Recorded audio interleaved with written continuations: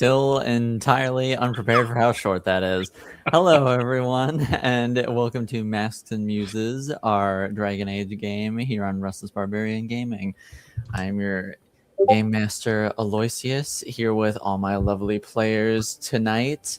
Well, we'll have introduced themselves in a counterclockwise fashion, starting with Tom. Hello, my name is Tom, and I'm playing Buccio VR, a rogue who is kind of off doing his own thing because that's what he does. So, yep, you'll see me at some point. So well said, eloquently put. We're going counterclockwise. Today we are Changing it up. Okay. I am Diver. You know me. You love me. I am here playing the most loved character of this particular season, one Muriel Kenrick. She is a fan favorite and a party favorite. And so, yeah, she's here bringing the Maker's light and blessings and judgment to all who stand in her way. I look forward to seeing what shenanigans she gets up to today. Yes, very strong feelings about her all around. Indeed, sure. Indeed, yes, and you know she's got perpetual heart hands for everybody. So yeah. Now I'm imagining a Chantry sister doing that. Yeah. you don't know where those hands have been. So. That's right. As in, everybody can go to Chantry jail. Hi, I'm Tiara, or T, and I play Ade, and she is actually just kind of vibing right now. She was out having a good time shopping. There's shit happening. She hasn't gotten a card to the Muriel fan club yet, but we'll see if we get to that point. So she's just currently not a card holding member, but maybe we'll see in like the next episode or so. Other than that, Ade is just here to have a good time, maybe start a revolution, maybe burn the tower down to get her homie out, maybe find out that Buccio is the big bad evil villain. I don't know. Who knows what's going on with that guy? Yeah. All right, I'll pass it along. Hi, my name is Mimi. I play the wonderful, loving, and amazing Eosia, and I'm no longer sick as a fucking dog, so I can start doing her accent again this week. Thank God. Personally, I don't know, not to toot my own horn, but I thought I had the personal fan favorite card and placard on my character, so it's mine. Served has been a bit of a blow, so we might have to do something about that. I think I have a dream sending for that. Honestly, which is a mind blast in its own way. It's an evil mind blast. Like, you know, mind blast is just kind of like anyone can get it, really, whatever. Dream sending, I either love you or I hate you. I don't know. Ayo says she's wonderful, she's amazing, she wants to break the fuck out of here. She's got dreams that consist of exploring the world, maybe having a few kids, keeping that man strapped to her side, whatever, and like also making sure he's like not Illyrium addict anymore. Like, yeah, so she's just amazing, doing her thing. Totally is not fucking like really uncomfortable with Muriel's presence at all. She does not in any way. She hasn't even thought about her since she left that fucking horrible ass room and said that nasty ass shit to her. So yeah, I'd honestly say that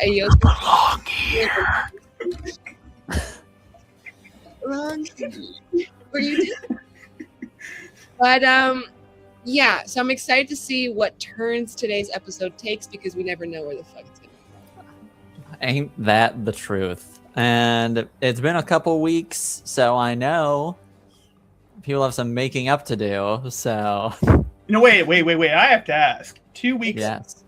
In our time or in game time or both? In in our time. Okay. But that's not going to mitigate the chaos even a I little don't think bit. you've ever given us like a 2-week time jump ever. Like that. I've given you multiple month time jump. Go back to the beginning of Did we season pass 2 a and you'll couple know. days? Yeah. Yes, we did a couple days kind of passed, but 4 days. yes, a whole 3 or 4 days. But Ooh. when last we left off, it was kind of just a hodgepodge of a whole lot of stuff going on, really. We had Muriel accosted by demons tormenting her dreams, and Who would do that? who would do that?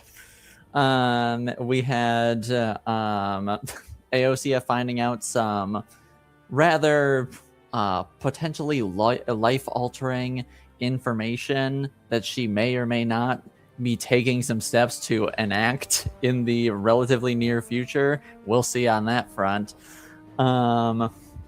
Buccio just touching base with members of his shadow collective. And Ade doing He's yes. actually a vampire and has been around for 1,000 years. Yeah, little do they know. His long game is really long. It's so long. It's so long you don't notice it in Immortal Lifetime. But and Ade got up to more I suppose we can call them shenanigans of a kind with Manon, and just had a good time going shopping, going in seeing the Valroyo Theater performance of Beasts, a play on a satirical play about the Red Jennies, and then retreated back to the estate for the night, where she saw her mother very quickly leaving her grandmother's chambers. And that is where we left off, but we will be picking up a few days after all of that. And we'll start out with, Sister Muriel. How have you been these past few days? Well, storyteller, it's been a few days and a few nights. And the nights these days are long. They're very long, plagued with horrific demonic visions of a certain theme, a consistent theme. There is, Muriel in her sleep-deprived state has recognized a specific theme playing across, the Maker denying her, being locked in the tower, being tortured in the tower, the Maker denying her, being locked in the tower, being told she belongs there. They've taken on a consistent theme. Yes. So she's in her feverish 3 a.m. scribbles. She's working out notes and reflections on these particular nightmares from the Fade, and basically trying to put together what kind of demon or demons may be accosting her every single night, without end, relentlessly, and unceasingly even. So we find her, I imagine, in the morning. The sun's coming a logical up. assumption. Yeah. I mean, those are the assumptions I bring to the game. So the sun comes up and the dawn rays are coming through her window. She has been awake for some time now. She is currently nursing an entire mug about this big. Mm-hmm. The size of, say, one of those I don't know, the largest Starbucks like reusable cup you can imagine. Like just one of those big coffee containers, and it's filled with the strongest, most potent Orlesian espresso that she can get her hands on. So she's currently dealing with that. She's drinking it black because as all espresso should be. Right, exactly. And so no cream or anything else in there. She is in some ways she's in penance right now, as well as trying to deal with the assault that she's under, the demonic assault. So she is saying a few words in prayer. The one with a bitter kind of grimness to her tone. The first, this for those of you who have been following my recitations of the canticles, this comes from Erudition 2. The first of the Maker's children watched across the veil and grew jealous of the life that they could not feel, could not touch. In blackest envy were the demons born. And so she says that, and then she pulls a verse from Transfigurations to start her day after that, those bitter words, and says, "The one who repents, who has faith, unshaken by the darkness of the world, she shall know true peace." And so she rises, gets herself ready in the way that she has, not with as much energy and as much vigor as she has demonstrated in the past, but with resolution and determination to see her duties done and her goals fulfilled. She is taking the mask that she has from the Montbéliard clan. Yes. And she also is preparing to visit the Montbéliard estate today with her two companions, Yes. Leonie and Carol. I was just about to say Sister Carol from Tanterville and Sister Leonie from Cumberland. So they have not spent time together in the past few days. Has asked for a little space, given that she has been under demonic assault and does not want them to share her fate. That's understandable.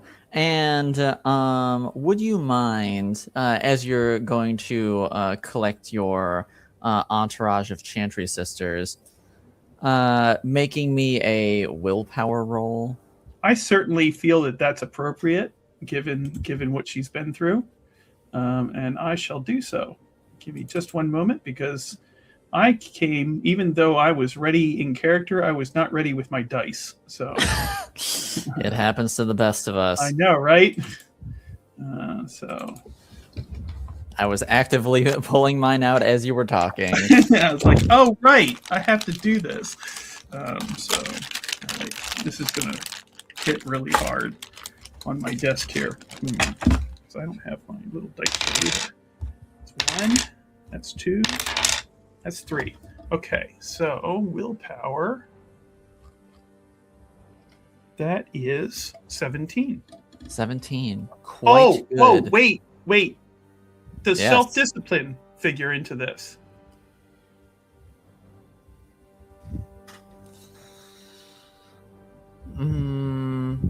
For this, I would say no. Okay. I respect the hustle, though. I bring the hustle, yeah. So, no problem. 17. Yeah, but I'd say for this particular role, it does not. Cool. It's straddling the line. But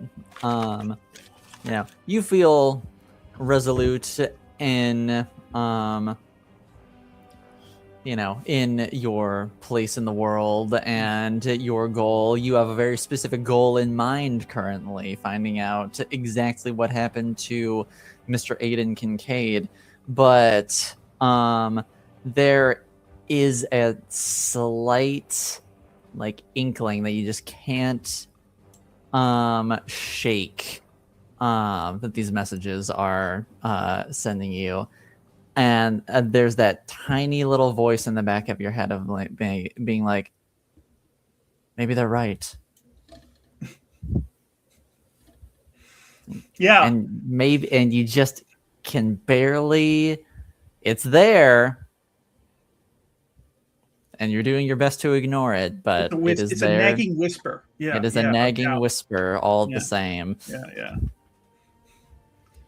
Yes. So yeah, she is taking her mask with her, and also she's got a few things she wants to follow up with the nicest person that she talks to. Okay. So you take your mask and go and collect your entourage. Do you go and pick up one specific sister first? No, I imagine they're up too. So, and they're always hanging out together. So she just kind of hangs out with her. You know, like, fair enough. You know, yeah. You try and do it as efficiently as possible. Catch both of them at the same time. Catch both of them at you know, at the first meal, the breakfast, such as it is in the Grand Cathedral. So she will, you know, and of course they might remark on her somewhat the dark circles around her eyes a little bit. But she certainly. Yeah. Carol will bring up, sister, you look a bit unwell. The last few nights have been challenging, sister. Sleep is elusive to me in the past few days. It has been elusive. And I have been having very challenging dreams. I'm sorry to hear that. Have you... No, I hate to presume, but I could try and give you an herbal remedy of some sort, if it would help ease your mind. Now, is this Carol or Leonie? This is Carol. And Muriel will say, you know what? At this point, I really appreciate the offer, and I'll take you up on that. Maybe that will help keep the dreams at bay. And if not, then it's simply the Maker testing our faith. That's all. And we will see this challenge through, as we always have done. I will bring something to your chambers tonight, then, if it is all right with you. Of course. Thank you very much, Sister Carol. And Leonie will speak up at this point and say, is there something you wanted us to do? I would appreciate it if both of you would accompany me to the Montbéliard estate, if you aren't busy with other things today.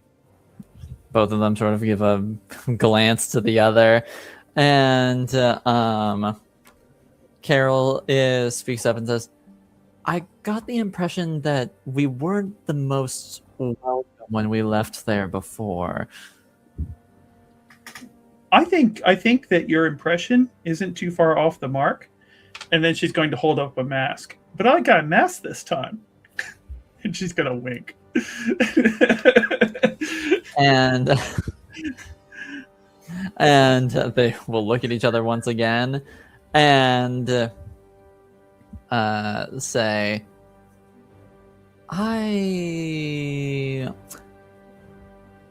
what is the intention here exactly? If it's just so we're all on the same page. The intention is just that I've found out some information from some pretty helpful citizens in the city to further the investigation, and I'd just like to confer with Miss Adelaide about it and see what she has to say. But I understand if you have other duties to perform today, if you would rather I go alone. No, by all means, we can accompany you. We just wished to know exactly what the plan was. This mask has something to do with our investigation. The disappearance of one Aiden Kincaid. Given that Adelaide has had the most exposure to this gentleman, and given this mask right here matches her family heraldry, I feel like she might have something useful to contribute. And if not, that would be disappointing and unhelpful, but nothing ventured, nothing gained, as the maker says. And Leonie will sort of like reach out and say, "May I?" Of course. She takes it and sort of looks over the mask. Where did you get this exactly? From that man that you were speaking to? Internally, Muriel appreciates that she pauses before saying man. As though she's wrestling with applying that term to eel, but that's okay. And so basically, she says, "Yes, he seemed to." It's like he's not even a person. I know, right? So he gave it to me. Also gave me a name. After a little bit of investigation, a name I have not heard of before. And she'll go and hand the mask back to you and say, "Well, at least this seems to be bearing fruit." And doubtless they will have, certain delicious treats out for us when we visit, like they always do.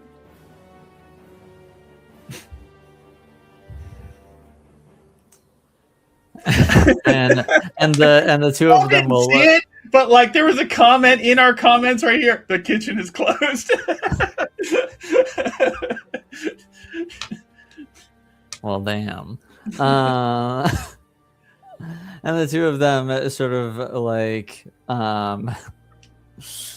smirk at each other and then look back to you.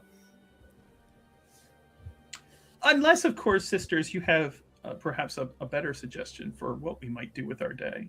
I did hear that there was a new production called Bees that's playing in the theaters lately.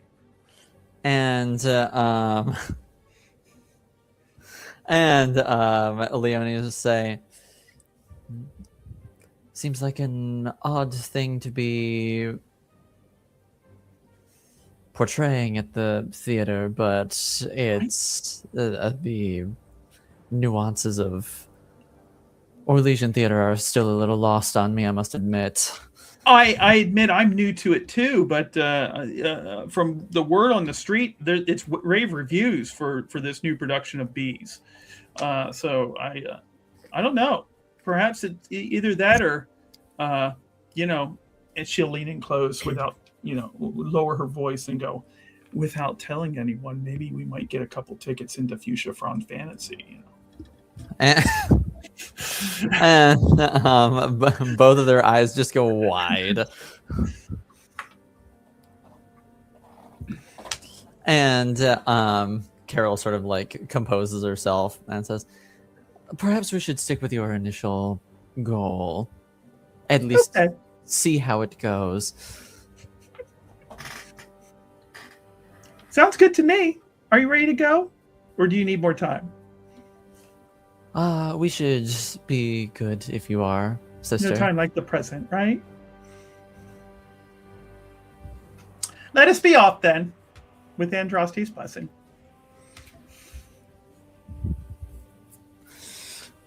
After you, sister.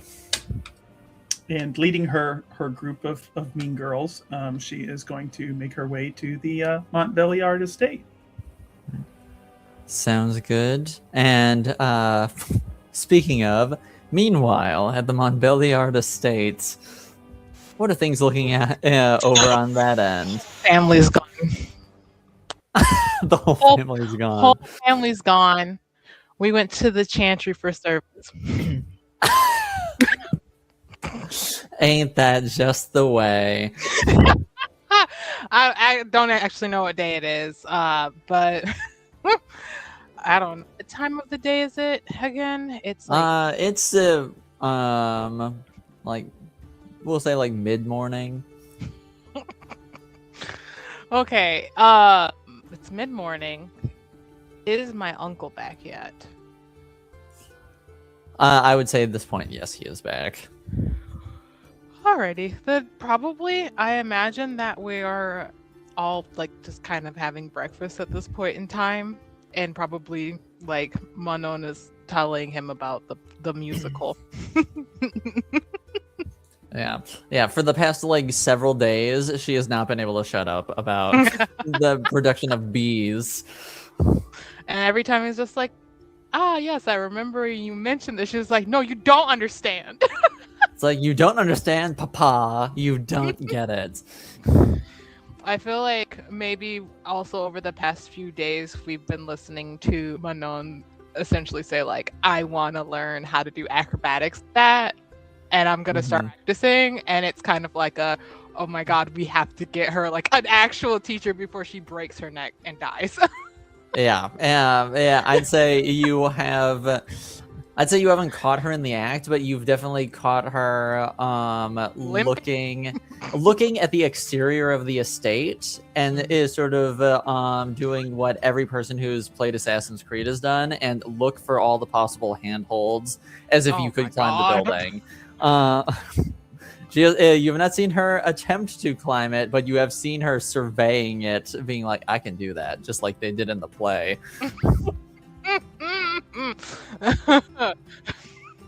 I thinks this is hilarious, but I think that they're just kind of like eating breakfast, and every time like Manon just happens to mention some crazy move that they did in the musical, like there's a really nervous look between her uncle and her.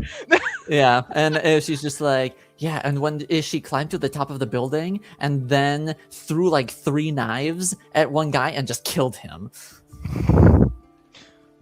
Yes, I love how much adventure action was in this play. I love fiction. Fiction is wonderful. Just reiterating fiction. Like, please don't don't do this.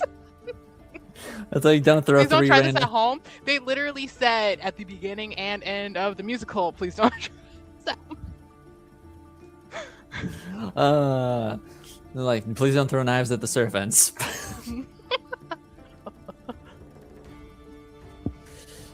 So, as I was saying, I think maybe a teacher for some physical exercise would be a good idea. And your uncle chimes in and says, "I think that is a wonderful idea." Yes. Yeah. Mm-hmm. Yeah. And you actually see Manon's eyes get so bright at the thought of both of you actually entertaining this idea. And she's like, "Oh my goodness, that'd be incredible. Thank you. And But you're gonna have to listen and absolutely stick to the basics, because you know what those people do? They build on their basics until they're perfect and flawless. And that's what makes all of the daring, amazing things they do so amazing, because the basics are flawless." Yes, and Years of repetition. Yeah, and your uncle actually speaks up and says, and on top of that, I still need to actually find you a teacher. That is the first priority before you get too excited. But I promise I will do some searching and see who I can find. She's like, and she actually like gets out of her chair and runs over and hugs her dad and then runs back over and then hugs you. Oh, Ade's eyes immediately get all like, mm-mm. Yeah, this kid can have whatever she wants, of course. Like that's the look on Ade's face, just like, and I know I don't run this household, but like, yes. It's like, but yes, I will. But yes, like, yes, I will make sure that this happens. Wrapped around her finger. She's so powerful. Final boss. The most powerful 13-year-old you've ever seen. Ever. So yeah, I think that's just kind of what we're doing. Just like a normal, like, quiet family morning. Love to hear it. Also, I guess over the past couple of days, I would have been kind of listening to see if servants started talking about Florian having gone to see not late yet, Jesus, the Duchess. Like, she died off screen. It's fine. No, no, not like this. But the night of the that's terrible. I know. I thought we were gonna open up to. It's gonna be like a scene from Naruto. Everybody's dressed in black. It's raining. It's raining. They're cremating her actively right now. Right. Jeez. And you've heard. I can't. You've heard whispers of the servants that. Other than the night of the play, she had not been seen leaving the West Wing until last night, late at some point. She apparently went to go see the Duchess again. So she went twice? But the second one was extremely brief. I mean, something is still better than nothing at this point. So she's just like, not once but twice. Like, she wasn't even really expecting once. Yeah, I was thinking about that too. The fact that I'm like, please don't be like, and she went, and now she's fucking dead. It's like she went, and she went, and then she finished the job. She said, "You didn't fucking croak yet." It's like, God, what are you hanging on for? Smothers with pillow. You put me in the West Wing? You know I hate the West Wing. You know I hate the West. I want to be on the most eastern side possible, but they won't let me. Everything to the west is my bad side. How dare you? Okay. So yes, that is her status of things. Has Uncle mentioned anything about that? He has kept his mouth shut about that. If he knows anything, he has not said. And knowing him, he probably knows. He probably knows, and so I think that Ade is probably is making plans to just kind of talk to him later. Like, by the way, I went to go see my mom while you were gone. And it's like, you think I don't already know this? And I'm telling you that because I know that you know I already did that.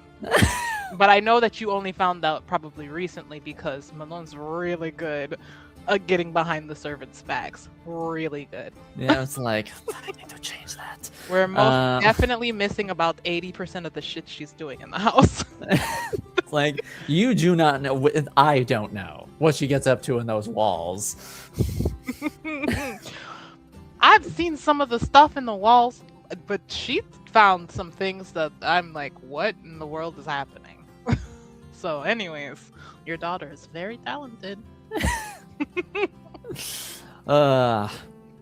Anyway, so you're all having a nice family breakfast. Things are wholesome, peaceful. Yes, peaceful, delightful. No one would ever dare to interrupt us. No, never. But out of curiosity, Aosia, um,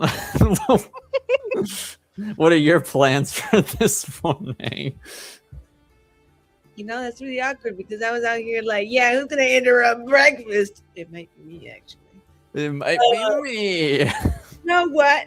In a kind of like not at all plot convenience way, I think today I will go see my friend in the morning. I think I deserve to go see my really great friend, almost a sister. And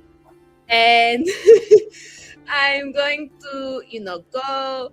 I will bring a fun book for Manon from one of my own stuff. I think it might be one of like the early girl adventure novels that I maybe was able to smuggle into the tower. Thinking it might be fun because it's a fun little empowering story about adventure, and I'm sure that Manon would love to have it. And Eos is a little big for these stories. Again, she's gonna go in a very nice gown. The chat that is going crazy. I love it. And yeah, so she's kind of like, she's gonna send a pigeon in advance, and before she sends out the pigeon, she's gonna be like, yo, dude, you will not hit Manon, right? The girl is off limits. You cannot hit people unless they are wearing chantry robes. You see a bitch in chantry robes, I don't mind if you nosedive and lose my message. Specifically, and she's just gonna list everything that like describes Muriel. That one is like the best target. I'll give you really good food.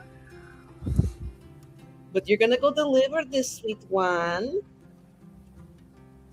to the Montbeliard estate. And if I hear Manon was hurt, my pillow's been needing a few feathers. Okay, bye. It flies off in terror. Yeah, so like as she's getting ready, she makes him go do that. I don't believe Manon. That's my girl. All right, don't fucking hit her. That's not. Give me a bad fucking look. Do not hit that girl in the back of the head again. I swear to the maker, I will end you. There's another person with an M name who could really take that damage. And so, I'm sorry. This game makes AOC such a hater, and it's like a new side I have never seen of her. She has no enemies but one. No, two. Muriel and the tower. Just the tower as a whole. That's one enemy. Muriel's like a sub branch of the Chantry, so like the two enemies. Anyway, so she's gonna go out and she's gonna like take a little walk. Like, she's like, the birds are chirping, the city is alive. I brought maybe some cider that might be fun. I just can't wait to have an amazing morning with my friend and maybe my family and just do great. Nothing could possibly bring me down, Lisa. Nothing at all. It's going to be a great day. Beautiful, incredible. Now, out of curiosity, since Aosia does know how to get to the back entrance of the estate, does she go that way or does she go through the front entrance? Personally, a small part of me is like, it would be easier. But I want problems, always. So we're going through the front door. I don't want peace. I want... Sounds stellar. And well, then we'll cut to the before all of whatever happens. Buccio, what the hell are you up to? I'm assuming he's working today. Some odd jobs with some of his new contacts in the city, and just making kind of casual conversation. Some of the comings and goings, things that are going on in the city. he's going to mention, well, I heard something the other day when I was at one of the local drinking establishments. Do you know that guy who used to be here, that Aiden Kincaid? That's right. That's right. Yeah. The one they're all talking about. Yeah, and which is real weird because I feel like most of the time these Orlesians wouldn't be giving a free marcher at the time of day like that. Right. I heard that from a very reputable source that he was seen on a wagon heading to Ferelden. Something about setting up some kind of new venture out there. Weird, right? I've even heard that the Chantry's looking for him. It's amazing. I think he outsmarted them all, and he just snuck out of town. Maybe it's amazing. Really? Yeah. Now, is there still that bounty on him? If you guys heard, of course, I didn't know there was a bounty on him. Well, that's the other thing I heard too. That he had pissed off somebody, and that's why he was heading to Ferelden. But who knows? But could maybe that Chantry is just, maybe they're looking for him. Who knows what else they're looking for. Yeah, the Chantry's got a shady side, just like everyone in Orlais. Oh yeah. What he heard?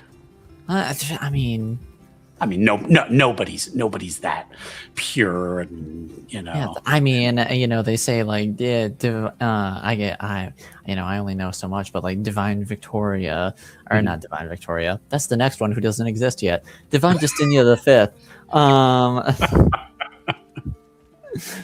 Ignore me. Divine Justinia. She's one of the most masterful players of the game that there is. Oh. Could it be that the Chantry's just playing everybody in town? I think they definitely have their own agenda. Wow. Just like everybody, but yeah. Us upstanding, loyal citizens, we of course we have nothing to fear from them, Yeah. But yeah, if you hear anything about this bounty on Aiden, who knows? He could have just skipped town and is just plotting his revenge to come back, Man. Anyway, we ought to get back to work. And it picks up his shovel. And make me a communications roll. Of course, I would love to. Let me find my character sheet to see how violently this rumor starts spreading. I'm going to add my deception +2 to it. Stellar. Okay. So let's see. That's a 9 + 5 + 2, so 16. Oh, that's pretty good. Okay. Especially since the mere name Aiden Kincaid is a bit of a hot button topic right now. Adding any fuel to the fire is getting people talking about it. It's been like, did you know that he had a bounty on his head?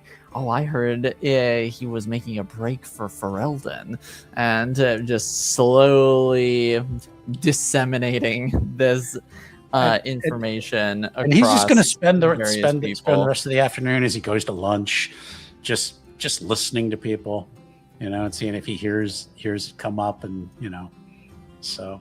Mm-hmm. Okay. He will take after lunch. Actually, before lunch, he just kind of picks up his shovel and just kind of walks off the job site every now and then. Would he spot the devout three making their way towards the estate? Make me a perception roll. Okay. Just to see. Just Let's see what happens. That is 10, 12, and let me see if he gets anything to add to that. Perception. A 1, so that'd be what, 13? We'll say yes, you do spot them. Ah, okay. He's gonna find like a shopkeeper who's maybe like nearby, and he's just gonna stick his head in and go, "Hey, I'm interested in I don't know what kind of shop it is. You could say it's a sushi shop or whatever." He's like, "Yeah, I'm here to pick up that thing for Aiden." And the shopkeeper looks at you in utter confusion and says, "Who is this Aiden? And what order are you talking about?" Oh, and this is a player, not sure if does gunpowder exist in this universe? I don't know if like black powder is a thing or I mean, yeah, there's like a black powder that comes from like Orzammar and that sort of thing. okay.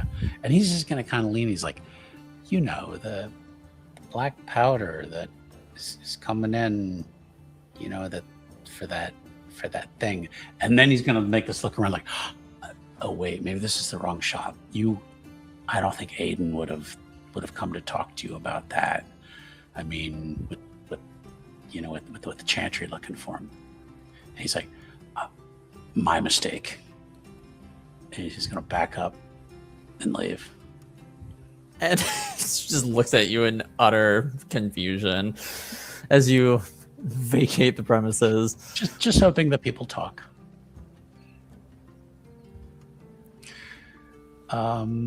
Otherwise, yeah, he's going to try to avoid the Devout Three, and hope maybe the shopkeeper will start talking to other people. Because at some point she's going to have to come back through here, and who knows what she might hear. So that's true. Who's to say what she might hear on her way back? Right.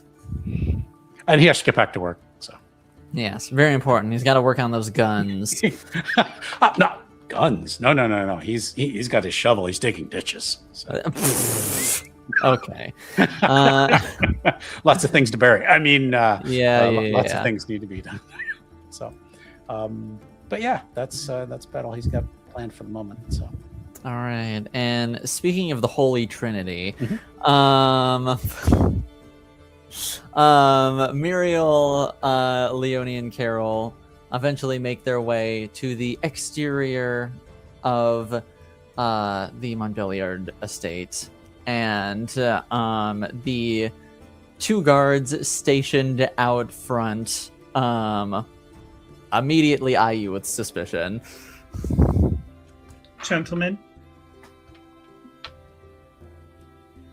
sisters, we're here to have a nice conversation with the Duke and a few of his associates. Is he expecting you? He might be. You might need to ask him. They'll eye each other, and one of them will wordlessly enter the estate, and the other one will move to the center of the doorway, barring it and still looking at you with extreme amounts of suspicion. And I don't know why. I'm innocent. And we'll say, yes, and we'll say a few minutes after that interaction happens, Ade, this guard, finds you and your uncle and Manon, and walks in and says, apologies for the intrusion, but those Chantry sisters are waiting outside the front entrance, saying they wish to speak with you, and that you may or may not be expecting them. Okay, so he just kind of. You said he knocks first before coming in. Yeah, he would knock and Okay. then. Then I just kind of So you're like not. So you're not. pushes. Yeah, I would say so. pushes You're not. in. So you're not scrambling to just like or Yep, anything. puts mask on and then moves, like pushes chair quietly in and moves to a point where it's like, I am attending the family during their breakfast. Yep. Yep. That's what I'm doing. Mhm. And the Ade Duke looks will. at the Duke and just kind of. Yes, the Duke will look stay at strong. you. The Duke will look at you. And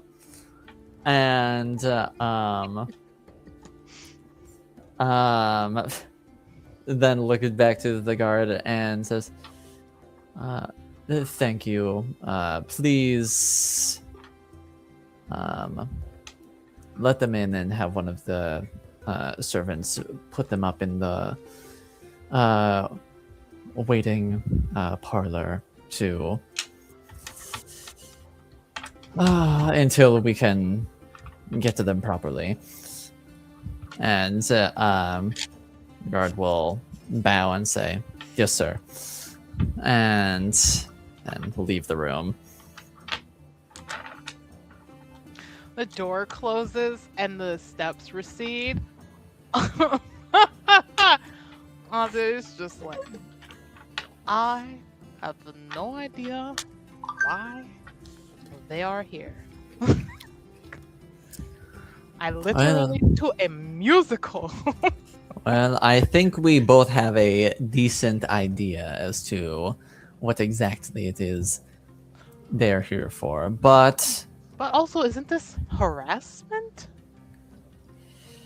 I can't imagine the mother was like, go and harass a family over and over again. This is not some calm and noble house. That is unlikely, yes, but this still seems to be a somewhat delicate situation, seeing as when I spoke with my cousin, the Countess had no inkling as to how these masks could have been procured from her, and had no knowledge of giving them out to anyone. Now, she could have been being coy, but knowing Solange, she says what she means. So then somebody somehow got it and distributed it. Okay. Well, that's not great, but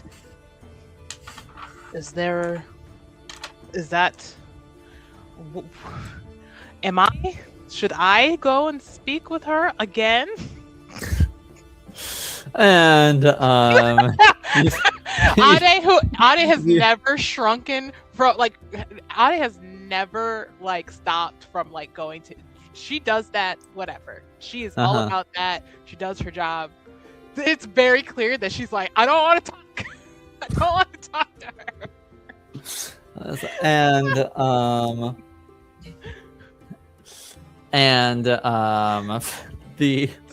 The Duke will sort of just like pinch his brow and say,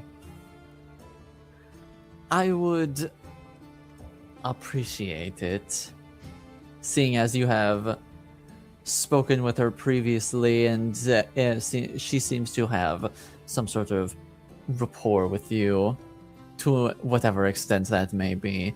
But do I have to feed her? No. Let her stew a little bit. We have a breakfast to finish. It's a plan I can get behind. Ade sits back down. It's just like, yeah, and I'm about to eat all of this, just very, very steadily, very measured, making sure to chew carefully. 20 chews before swallowing, so there's no choking. Save the work of the kitchen staff. Delightful. Uh, My compliments to the chef. Directly to him. I think Ade just in tells fact, to like go- what, like just set out tea for them as like something, and then tell them like we apologize for not having anything. Typically, it is proper etiquette for people to send word that they are going to be arriving, so that the kitchen staff can help to prepare and have things for the arrival, because their duty is to the main family. And And the then also Duke. maybe pin something along to the chantry. Just, just like, hi, we love speaking with so and so, but if we could get some, But if we heads could get up her to next please time. stop bothering us, please. no, just like if we could actually get some heads up. It's a bit of a strain on our staff to have to prepare all of a sudden for unannounced visitors during the family's mealtime. We understand that she may not be from Val Royaux and know of our customs, but if this is something that could maybe be explained, we would greatly appreciate it. Yeah, pinning that. Just send that off. Thanks. It's like we know she may be a foreigner, but she should Like, know better. how do you say bumpkin without saying bumpkin in Norwegian? Yeah, that is what Ade just did. Yeah. It's like- Anyways. Yes, send this off to the chantry, and and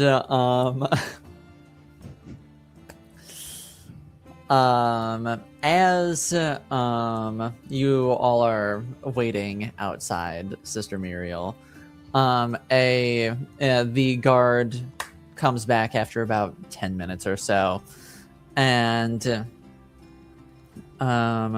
says, "You can wait in the parlor until they are ready to speak with you." Okay. And sort of like as you're getting ready to walk in, a pigeon flies out of nowhere and flies into the back of your head. Okay. Now, I don't know if I mentioned this or not, but Muriel happens to be carrying a walking stick of a certain Oh, it's variety. dead. Yes, you had not mentioned that, but good to know. Yeah. It's got a nice little sunburst on the top of it as like a little headpiece on the top of the staff there. And I would like to roll dexterity to see if I can hit this pigeon like Babe Ruth. But I would say before it hits you. Who is that? Yes, exactly. Yes. Who's Babe Ruth? Yeah. Who's that person? Right, exactly. Yeah. What family is he from? Exactly. Do I have permission to do that? I will give you permission to see if you can use your reflexes to try and hit this pigeon. I would love to. So that Only is is allowed to terrorize it. that is a 13. A 13. Yeah. Bam! Good. I was like, yeah. You before it can properly collide with you, you manage to catch it out of the corner of your eye, and you. It's so dead. Oh my god! You killed a bird! That's not very. That's not very Androssian of you. And honestly, like the way she's going to do it is like, if it was carrying anything, she will go over and inspect. She does all this with extreme calm, like whap, just like it. There's no expression. There's no like, oh my god, it's just bam, and then like she's a woman. She's a woman tormented by a week straight of nightmares. Right. Exactly right. Muriel She's not is so on tolerating edge. bullshit from pigeons, right? And so basically, she goes over and inspects the corpse, and if it's carrying anything, she will disabuse it of whatever it might be carrying. Yes, there is a letter attached to this now she'll be- prone bird. She will take that and pick it up and unfurl it and read it and see if it's addressed from anyone. I guess important note, Aosia, did you sign it as yourself? Don't we normally just do A and E? Do we? I thought that's what we said in the first season, but I cannot remember. That was so long ago. I know that I sign my letters with A. You know what? Okay. So it'll say, "Dear A, I'm on my way for a little breakfast brunch moment, maybe. If you guys were amenable. If not, feel free to tell them that like you're busy when they get to the door. I don't mind a little walkie. It's fine. I come to say hi. Hopefully, say hello to Manon. I have a little gift for her." And we'll see you shortly. Sending this like a few minutes to like 30 minutes ahead of me. A few minutes to 30 minutes. You know, I'm just a girl. CP time. Signed E, and like around E is just like sparkles. I was about to say it should be a stylized E. Yes, I was gonna say, Muriel, make me a cunning roll. The most flamboyantly cursive E ever. I would love to. Yes. It just feels like Aosia would have that as her signature. Either a servant's getting letters from like their lover or something, or it's pretty like, oh, okay, this could be Aosia and Ade. I'm rolling well today. That's a 15. Oh, I would say a 15. With a 15, looking at the letter, given the context of the location and all that, you know exactly who this is from and who this is for. 2 seconds. Be right back. And so Muriel will smile, roll it back up again, tuck it away, and then just ram the staff down into the pigeon to make sure it's good and dead. Oh my god! And no reaction. No reaction from the other two. They're That's like, right. this is normal and fine. Yeah. What? I was like, the other two, Leonie, she's a bit less perturbed about the situation. You feel that she's probably seen some stuff. But Carol is shook. Mortified. Carol is like, in another world, I would just be like a PTA mom. What the fuck is happening? Yeah. So she's like, and then she'll be kind of like one of these, just really very casual, and put herself back together again, like, straighten her robes and walk on in with the guard escorting her, I imagine. Yes, and the guard who escorts you and says, "You have something against birds, I take it?" When they try to attack me, sure. Yeah. Also, guard watches her take the note off of this bird that was flying to the house and is like, yeah, that's fine. I was like, it was flying to the house, but also the bird was flying directly at her. At Muriel, yeah. So you know what? That's so fair. You're right. You got swooped on. I do love that Muriel has gotten so on edge because of these nightmares that she's circled back around to deadly calm. That's really scary. Just like, I'm so unhinged, you don't know how unhinged I am. She's kind of getting a little Mother Gothel, like, okay, you want the bad guy, I'll be the bad guy. Right. So, anyways, as we all know, swooping is bad. So, yeah. Specifically for the pigeon. Yes. For the pigeon. In this case specifically for the pigeon, yes. And thus, dear fans of the show, ends this pigeon's poor, tormented life. As we all know, it suffered greatly at the hands of Aosia anyway. So it has been choked out many times. Just a love and the Orlesian Herald. You're gonna be in the news. The bird beater. The bird beater. It's a Chantry sister beats birds. Right, exactly. Terrible. The guard leads you in, takes you to the parlor, and then almost as soon as you're seated in the parlor, a servant walks up and presents each of you with a cup of tea. But there are no croissants or anything anywhere. Well, But as soon as the servant leaves you with the tea, they take their leave. that's unfortunate. I guess no brunch today. Seems rather unusual, for a Orlegian estate to not have that sort of thing out on a regular basis. But what do I know? I'm kind of new here. So.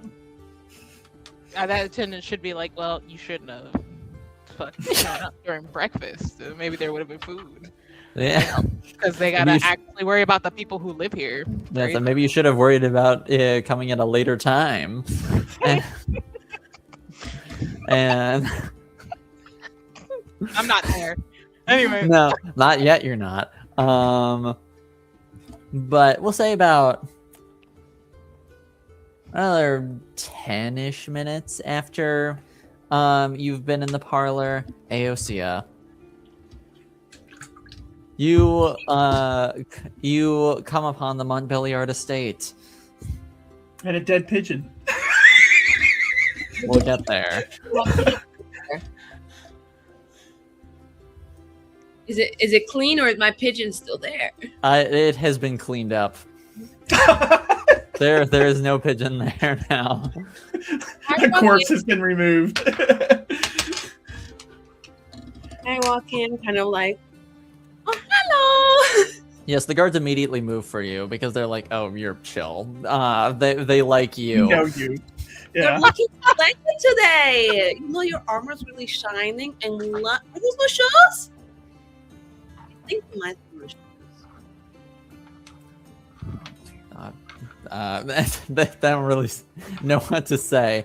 But they're just cheesing. They're smiling on the inside. Yeah. They're like trying not.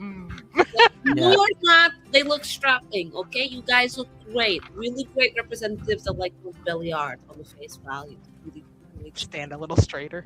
Thank you. And the family is currently having breakfast right now, but they should be available quite shortly. Oh yeah, I don't mind. I mean, I sent a letter ahead to let them know I was coming. I don't know, sometimes I get here a little bit quicker than expected. The pigeon takes a little longer. But yeah, I don't mind. Should I just wait in the what is it, your sitting room in the front? The parlor? Yes, in the folder. And they both look at each other and say, I suppose you could wait there, yes, if you so choose. Or could I just go directly to Ade? Would that be rude? I mean, she's eating breakfast. They're both like, they're like this question's above my pay grade. I don't know how chill she is with this family. And one of them says, I think it might be for the best if you just wait in the parlor for the time being. They should be done very shortly to see you. Oh, fine. So we'll walk on in.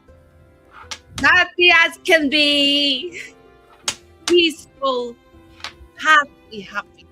Yeah, and you walk in. You know exactly. You've been here often enough at this point. You know where the parlor is, and you head into the parlor, and you see 3 Chantry sisters sitting in there, waiting, drinking tea. And Muriel, you see, of all people, Aosia walk into the parlor. What a coincidence! Oh, look, it's you. They let you out of the tower again? Well, I mean, not like there's so much damage I could be doing out here, but you're really brave leaving the Chantry looking like you do today. Personally, I would have taken another day off, maybe prayed a little more. The maker's work must be done, and waits for no one, so here I am. Yes. What are you doing here? I'm like liked by the people who live here. What are you Really? doing? Really? You have associations with them. I mean, yeah, like I know Ade. Oh, that's what I've heard anyway. Yeah, you two get along really well. Yeah. I'm not sure if you're familiar with the feeling, but like my friend. No, I'm not Yeah. familiar with the feeling. Are you waiting here too, like us? You know, I think it's not like polite to interrupt family time, so I really don't mind waiting. I mean, it's kind of like an option for me. I'm sure you are here of the Official man. business, of course, because I have no friends. Yeah. You don't look so good. No, it's been a little bit of a rough time the last few days. I've had difficulty sleeping. Sad. You wouldn't happen to know anything about that, right? But why you're having trouble sleeping? Maybe you need to get laid. Not there. I would say Carol looks a little scandalized. Leonie, honestly, she smirks. Yeah, she would. Leonie would totally smirk. Yeah. You know, when you're really tense and like tired of having like a huge stick up your ass, sometimes just like, you know, stress relieving, muscle relieving activities, maybe a workout, maybe you find someone who doesn't take too much bother at doing it. You seem to know a lot about it. I'm just listening. Yeah, I mean, I wrote Future Fantasies, like, Can I make a perception check? Sure. What are you trying to perceive? If there's any indication in Neosia whatsoever that she knows more than she's letting on. I'll say, okay, then you make me a perception roll. AOC, make me a communications roll. This will be easy for you to beat because now I've rolled terribly. So. Okay, man. She just can't read Aosia for shit. It's like, damn it, she's so open, I can't read her Pride at all. Month. Right, exactly. Yeah. Okay. Persuasion. This would have been a really great time to take deception. I don't think I could have this time. Like I said, this won't be difficult unless you roll as badly as I do. I have a 10 plus 4 plus 2. That's enough. Yeah, that's actually double what I got. So. Muriel, as far as you're concerned, She didn't know shit. Yeah. she doesn't know shit. She genuinely doesn't know anything about these demons who are accosting you. Typical mage. Yeah. Typical mage not knowing anything about demons. Exactly, or anything about anything really. So. Oh. So, anyways, she's just gonna be like, well, we were here first, so I imagine you'll just have to wait in line. I don't mind. I'm sure No. your brief visit will be fine, and then I'll spend the rest of the day without them. Honestly, are you here for to see Adelaide? No, I'm here to smell the roses. Oh, well, that too, I imagine. It's fair. I mean, I'm not really here to speak directly with Adelaide alone. I actually want to speak to the head of state here. Oh, the dude. Mm-hmm. Official business. I'm sure he'll love seeing you. I hope so. They don't have any croissants today. I mean, did you tell them you were coming? Did you? Yeah, I sent a letter. I mean, You know- you're sitting here with us, so you know. I imagine maybe they just treat everybody this way. No, honestly. I kind of send one like in advance. Sometimes I'm a little I'm really late. surprised that they let you out of the tower as often as they do.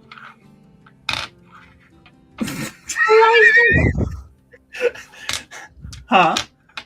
Why? Oh, because normally the mages are supposed to stay in the tower. That's the whole point. It's where you belong. Yeah. I'm sure you'd like it to be that way. Well, But it's not my rules. It's just the ones I follow for the safety of everyone. I'm sure your constant paranoia and discomfort around the potential of business. No, I can escort you back to the tower if you like. I'm afraid I don't need an escort. I Okay. walk here myself, and I'll walk out here myself. All right. You're so Well, desperate for my you time. know. Ask. Give you a little company. We could get to know each other better. I'm really so bad when you get to know me. I doubt your self-evaluation skills, but like, I'll take your words. I feel like in another life, you and I would have been sisters. I think in another life, I would have been in the womb. Probably would have done the same, honestly, but happily in this life, I chose a better path. And here you are.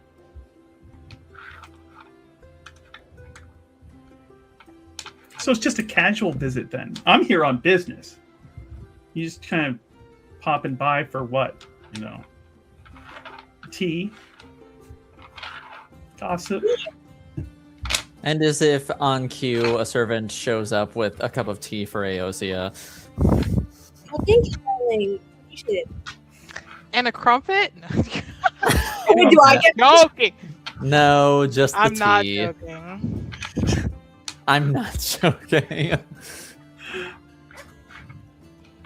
Hey, maybe this servant who Aosia has always been nice to is just like, I snuck you a little something as I figured you might be hungry. I don't know. I'm just saying.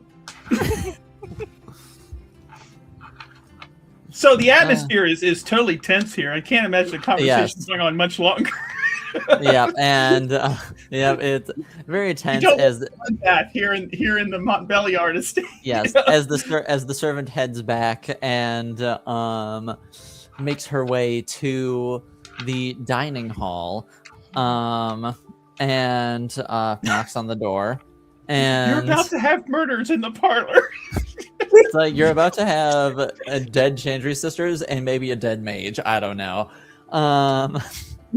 And knocks on the door and lets herself in and says, Aosia of the White Spire has arrived at the estate and is currently engaged with the sisters in the parlor. Okay, so I will be heading to the parlor right now. I think that would be for the best. I think that is best as well.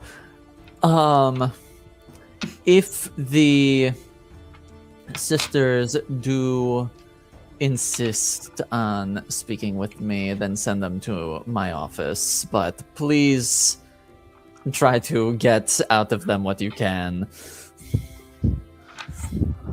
Absolutely. Okay. Thank you. I'm just assuming this is just an attendant that is good in the know. So I didn't put my mask back on, so I'm putting it on now. And as we exit, I'm just gonna start muttering, just like, who let Aosia go into the parlor with those Chantry sisters? I'm assuming the guards at the front door. Why would they do that? Can we put everyone on notice to not do that? It's fine that it happened once, but like never again. Yes, we can do that. I think that they were honestly unsure of what to do in the situation. They knew that the Duke was at breakfast and did not want to simply just send her in there. But sure. I think next time we'll talk about it next time. But is there anything else weird that happened? I think just arguing intense energy, if I am being quite frank. Okay. All right. Thank you. And Ade is going to like gracefully speed walk to the parlor, to the receiving parlor. Yep. And it's sort of like about halfway there, the servant breaks off from you. All right. They just disappear. Yeah, just vanish. Falls backwards into shadows. Yeah, I was like, falls backwards. The floor opens. They fall in. The floor closes back up. Everyone here trained. All right. Ade takes a deep breath and then opens the door and just says, "Well, good morning to all of our guests today." What a gathering we have here today. Yes, I can honestly say I was not expecting this. Any of us, really. Yes. I'll just go, like, look over at Aosia and go, like, big old shit-eating grin. She's not even looking at you. She goes straight to like, hello, how are you doing? Takes her hand and says, "Always a pleasure. Though I didn't expect it, it's always nice to see you. I apologize though that I didn't have anything prepared for everyone. The Duke's family was eating and I helped to attend them in the mornings, obviously. I apologize that there was not much that we could offer, but this is unfortunately typically the case of most noble households without receiving any notice." You didn't get my bird? Did you send the bird? Bird. No, nobody alerted me. Yeah, no, and I gave him specific instructions to be more careful about the kind of food he gets because, you know, I really wanted to make sure we didn't have an accident last time. So if you see any unsavory figures or like maybe some raging bitches, Well, we'll make sure to check in with the gardeners. Maybe they seen your bird, and we can make sure that it's the bird, or she. It's an it. I haven't. It. Okay. Make sure it's okay. I don't know if you named it yet or anything. You were throttling. I wasn't sure. Name is Sweet. But, how about this? It seems that you all are here maybe on official business, yes? That I've been alerted to? Yes, we are. Wonderful. Elsie, if you don't mind, I think that I will handle these questions really quick, but I am having another room prepared for you to wait in so that we can discuss and chat once I've answered questions here. Is that okay?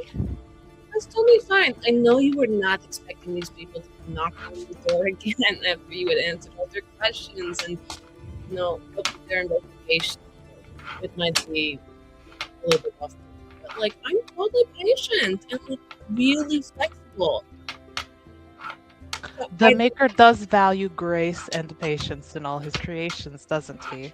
And you're a good model of that. Yes, better than some, I'm sure.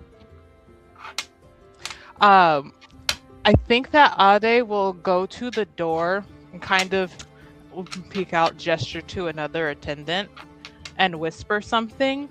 And I think that where Ade wants the attendant to lead Aosia is like to the greenhouse, that like garden and whatnot that Manon and her sometimes are in, just like helping with like water. Like the family is just like, this is the part we water because we're not gonna do the whole garden. Obviously, there's a huge fucking property, but this is our part of it. Nobody else touches it but us. Mm-hmm. I'm just, and just be like, just kind of whisper like, set up some things while she has to wait. Can even let Manon know that she's here. I'm sure she would like to see her. Mm-hmm. Yeah.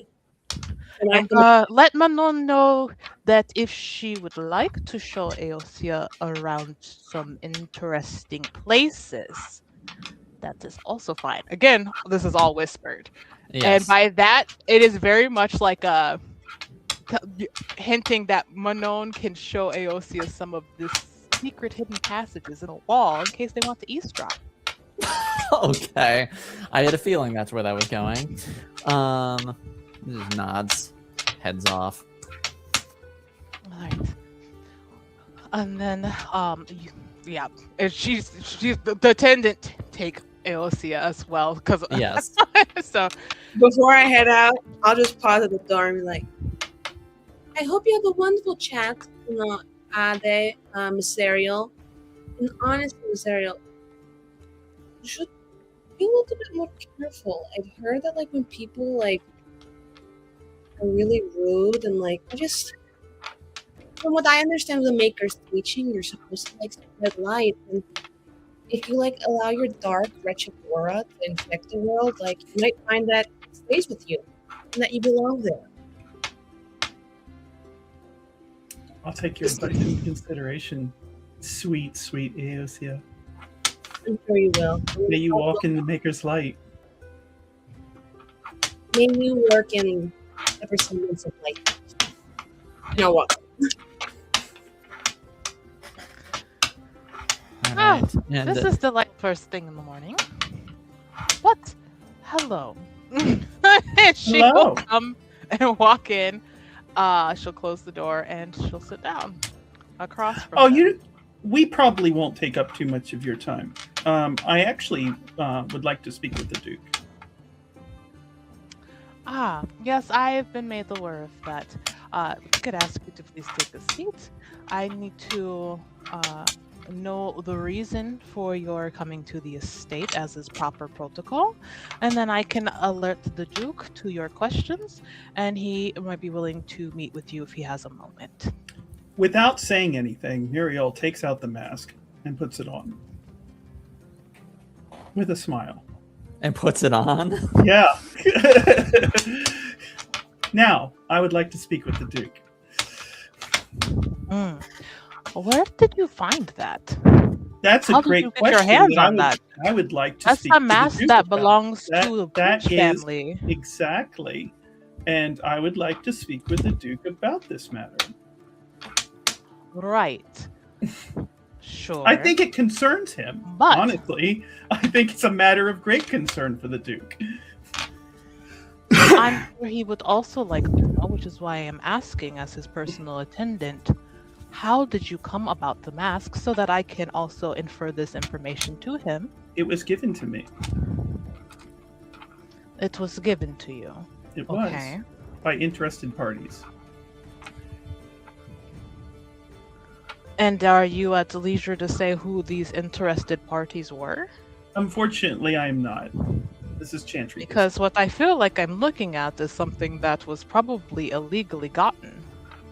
Well, that may well be, and I think that that also should concern the Duke.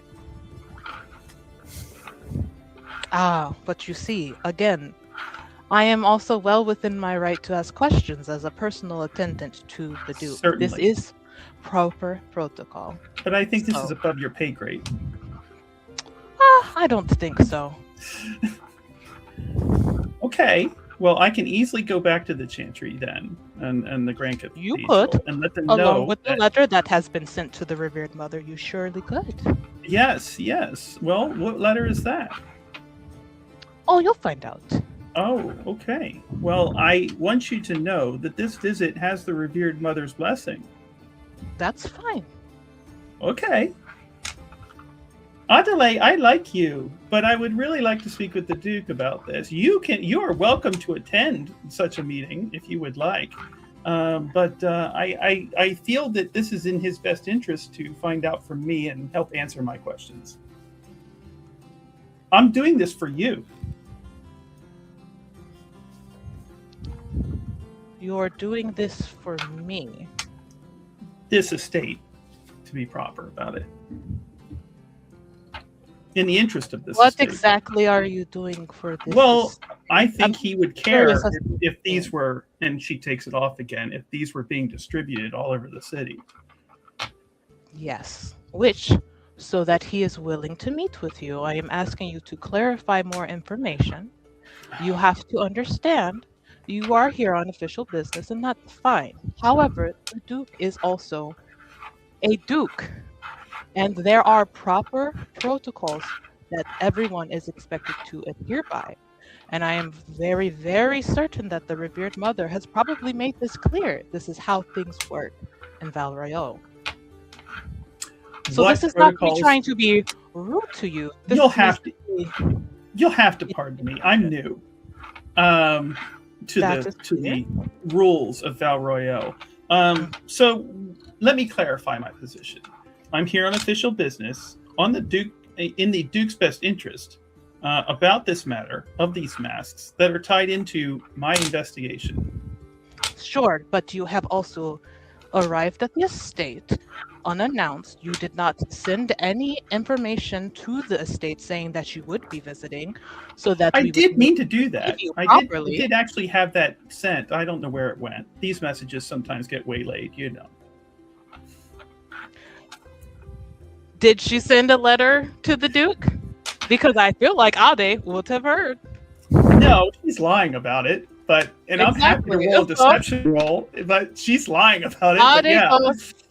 Ade goes, yes, I find that rather hard to believe, considering that all manner of guests who come to visit the estate typically have to meet with me first. Yes, I am familiar with this, and we are meeting with you. But I just thought you said that you were not familiar with the protocol. I am familiar with the fact that I'm meeting with you right now. Right. Are you going to let me see the Duke or not? What else would you like from from ask me? for you to lower your voice. There is no need to yell in my estate. Yes? Okay. So you would She like crosses me her to do arms. about the mask that bears the sigil of the branch family belonging to the Comtesse Solange. You recognize it. I just said that it was a mask that bears the branch's sigil. Yes. That's why I said, what party did you get this from? Because this looks like ill-gotten goods to me. She's not the type of person to let such items get away from her house. Well, then I wouldn't be in possession of it if she were. So this is a big mystery to me too, which is why I'm here. So, wondering how you've gotten your hands on it. I was given it by interested parties. Who you can assure me did not illegally obtain these items. I can't speak for where they got it. They were helping me with my investigation and gave me the mask. You don't know your confidants that you use for your investigation?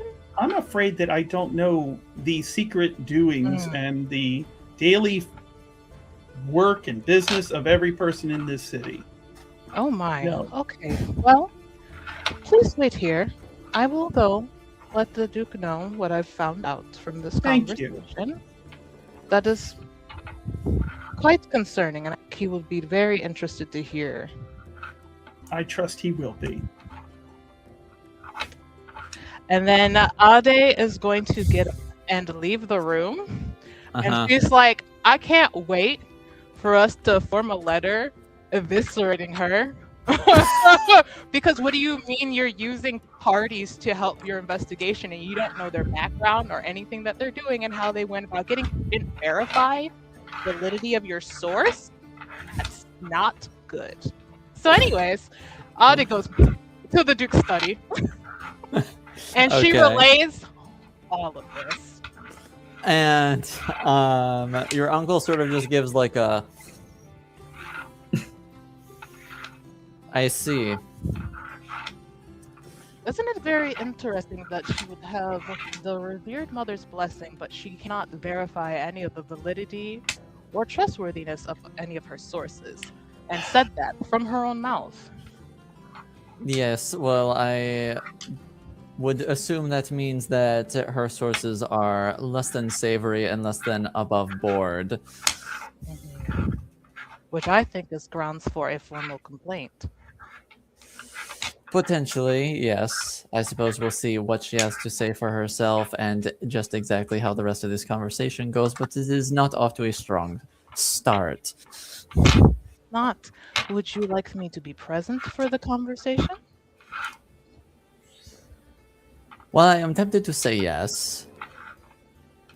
I think it would be best if it was just me and this Sister Muriel. Leave her entourage, just the two of us. Sure. I'll serve them some snacks while you two talk. Croissants. I think she'll be fine though. I think I heard that Muriel is fasting, maybe. I don't know. She's being sarcastic, and it's very clear that she's being sarcastic, but you know. Yes, and he smiles and says, I see. Do as you will. You know I trust you implicitly. And I curtsy, and I take my leave. Yes. All right. And meanwhile, while all this is happening, the servant takes Aosia back to Manon in the dining hall, and Manon sees you walk in, runs up, gives you a hug. I was going to ask you for a hug first. And and then after you have like a nice long hug, the servant leans down and sort of just whispers into Manon's ear before taking their leave. And you see Manon just give off this mischievous smile and says, "Do you want me to show you something?" And she grabs your hand and leads you off somewhere, and she takes you up to the second floor, and it goes down one of the halls in the east wing, and you see her just like pull a sconce on the wall, and you see part of the wall just slide open.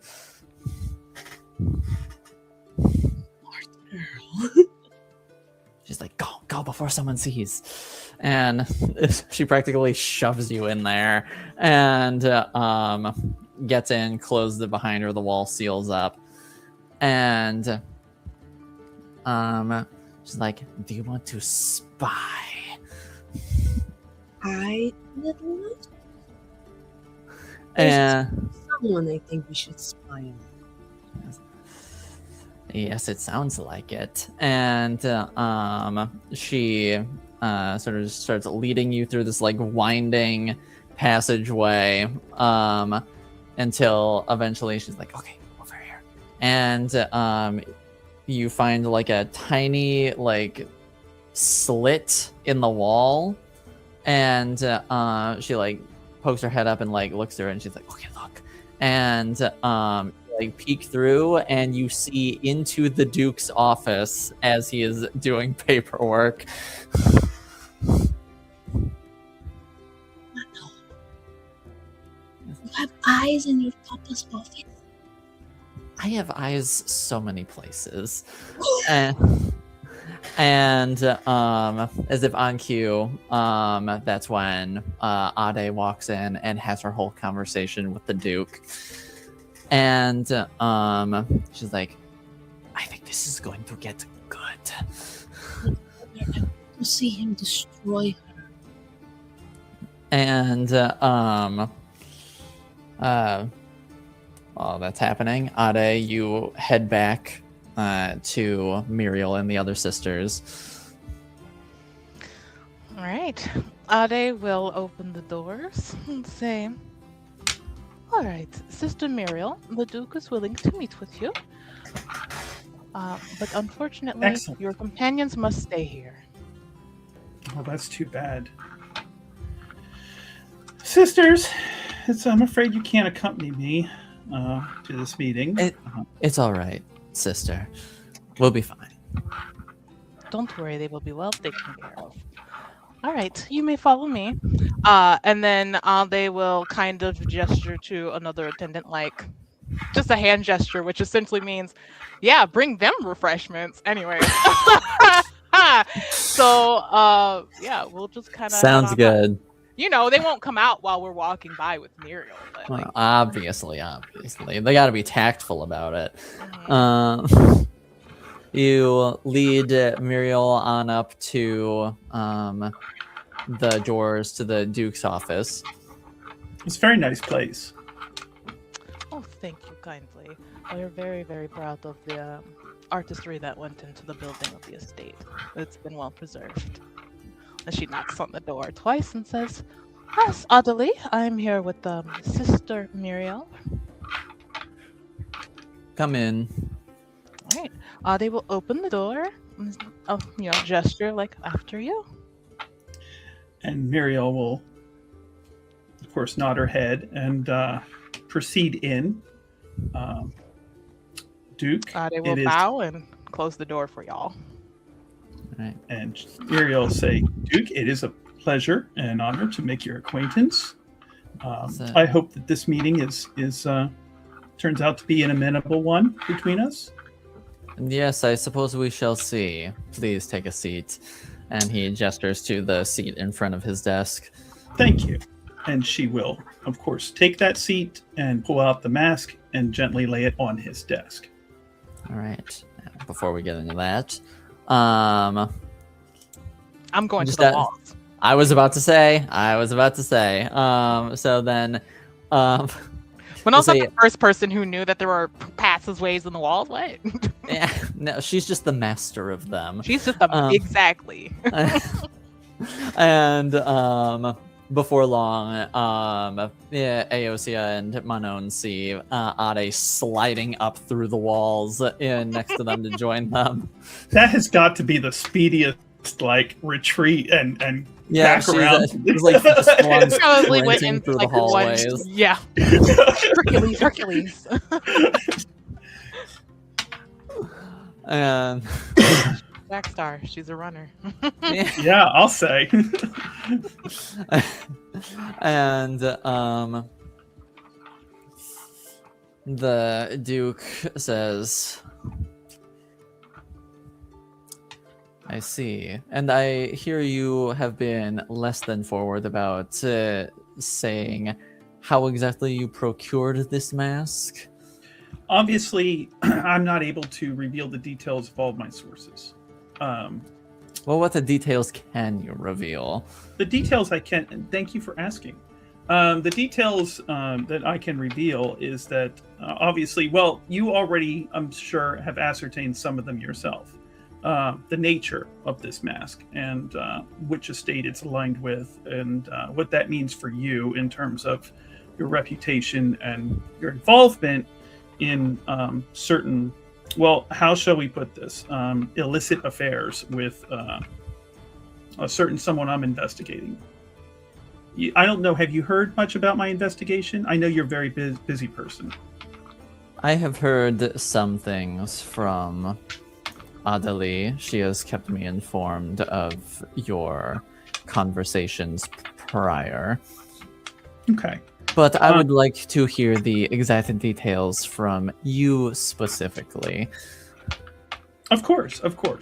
Stop me if there's anything I say that is in contradiction to anything you're familiar with so that we can confer and share our understanding of this matter. So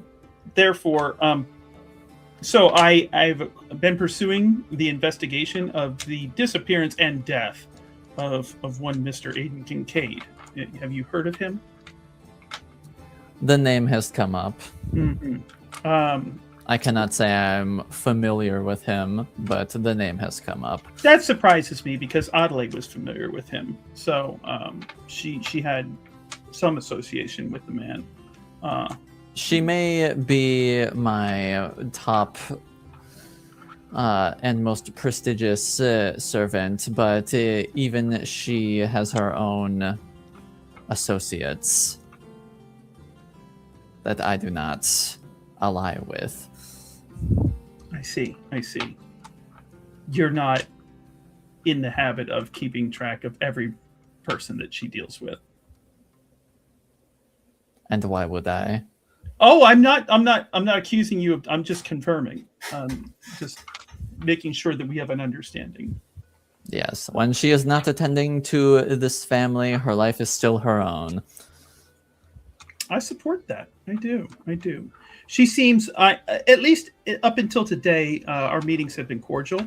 I think that she's very well brought up, and her manners are exquisite on most days. Today it seems like she's a little bit on edge, but I can speak highly of her, that she is certainly speaks well of your house here and your estate. Well, that is good to hear. So what do you know of this matter right here? And she's going to hold up the mask again, because I would imagine you have been informed about it, or is this the first time you're hearing about it? I have been informed, and I have already conferred with the head of the branch of this house that this mask actually belongs to. The Comtesse Solange Montbéliard. The one and the same. And she has no knowledge as to how these masks were procured, and she can guess what their intended use was for, but she does not know why and by whom. Has this happened before? Is that normal? This is certainly a first. Well then, perhaps I can help. Please, by all means. I've come across another name, and I need your help to determine if you know anything about this individual, or because I would like to speak with Solange myself about this. It seems like this has taken both of you by surprise, and indeed could bode ill for your estate if these masks were put to any kind of disreputable purpose. And as it seems they might have been, as they are tied up in my investigation as well. But the name I've heard, and one that I hope that you'll be able to shed a little light on, I'm not implicating you with this name, by the way, is Marjolaine?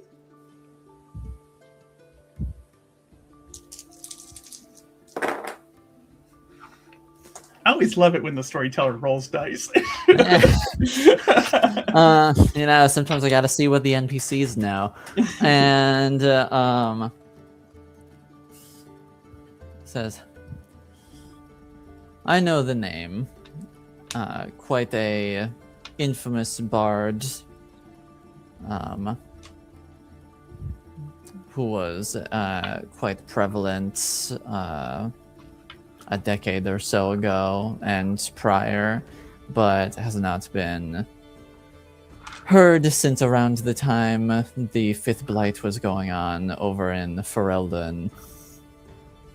It seems that there's an opportunity then for our two institutions to work together on this, because it seems that this Marjolaine is tied up with the distribution of these masks. It is not, in fact, deceased or dead, as you may have heard, or even outside of the region of Val Royale, and is somewhat interested in activities which might besmirch the reputation of your estate. Can you verify this information? So far, this is what I've found out. That's why I say there's an opportunity here for us to help each other. I would like to put this whole matter to rest, and also, if we can perhaps track down this particular individual and interrogate her properly, I think it would help us both to put this to rest for the betterment of both of our institutions. Is that so? Well, that's the outcome I would like. Yes. As for the first matter, the Comtesse is quite the busy woman. She is a member of the Council of Heralds. She does not have much free time to be meeting with Chantry sisters, as I'm sure you can understand. I will probably need your help then to arrange such a meeting. Seeing as it was difficult for me, her cousin, to get a meeting with her, I find that extremely unlikely. As for the second matter, this entire endeavor with Aiden Kincaid reads less like a proper Chantry issue and more like a personal matter for you.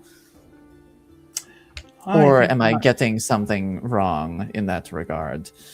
I'm afraid I'm going to have to correct you on that point.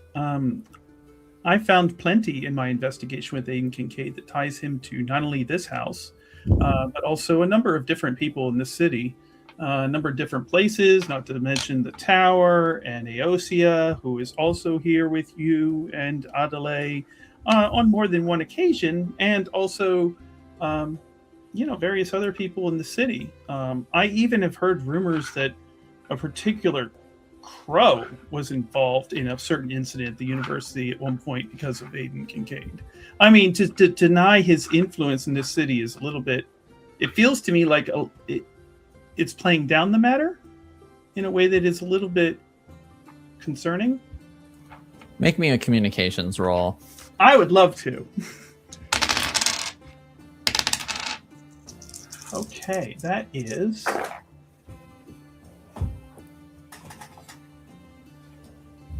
I'm looking to see if the specialties here would actually apply, because I always bring the hustle, and I'm trying to think here if there's an argument for it, but I don't think there is. That's fair. So that is 1, 2, 3, 4, 17. 17. Yeah. Good. Very good, but not good enough though, right? Not good enough. He also rolled he has a like 17. 10 bonus. Yeah. He also rolled a 17, and oh! that's without his modifiers. Oh no!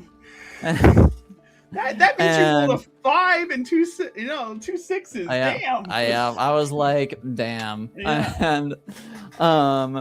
And the Duke leans forward on his desk and says, "Sister, it is just the two of us right now." Is it? It is.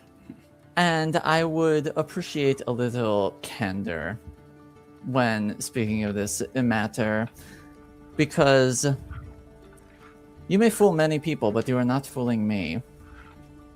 I don't know what your connection to this Aiden Kincaid is, but there clearly is one. This is a personal matter for you, for whatever reason. I've been personally assigned to this investigation.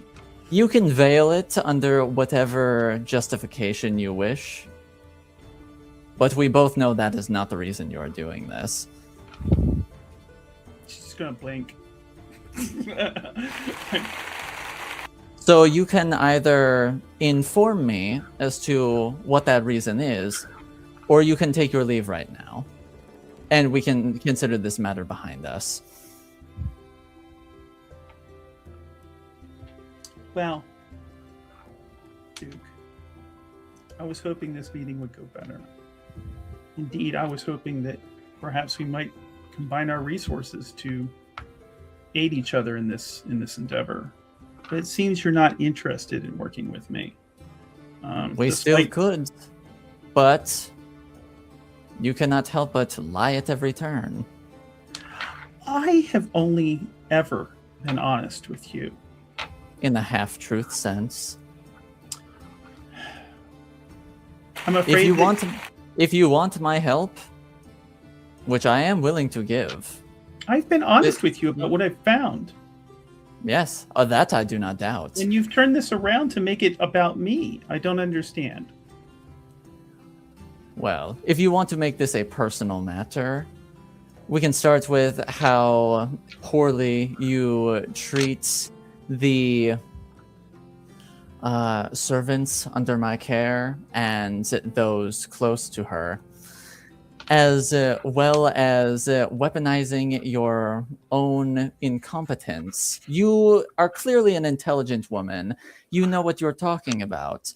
That being said, you feign ignorance when it makes no sense to do so. It would be in your benefit in this moment to be honest with me. But even then, you would rather turn my help away and say, I am the villain in this situation, than simply come clean, allow me to help you. And we can potentially get to where you are hoping to get to. And perhaps I can even belay a message that was intended to be sent to the revered mother about your behavior at this estate. And we can consider it a matter swept under the rug.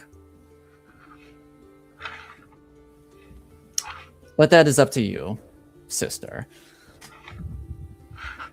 What would you like to know? I want to know why this Aiden Kincaid is such an important matter for you that you have come and softly interrogated my servant and her associates no less than 3 times. Well, as I mentioned before, part of the reason I'm here is on official Chancery business. Reverend Mother can attest to that and confirm that with you. Beyond that, suffice it to say that I have known Aiden Kincaid before he arrived at this city. I have known of his associations and his connections, followed his dealings on some matters as he has made his way around the waking sea. I've taken a special interest in this because an item came to me not long ago that let me know that he might have in fact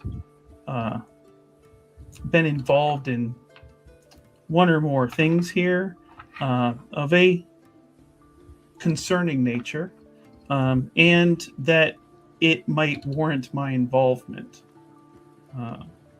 to deal with. Of course, when I arrived not long ago to the city, as you can tell, I'm still new to the customs and mannerisms here. You can tell by my accent that I am not Orlesian. No doubt that you have even placed my accent in the free marches.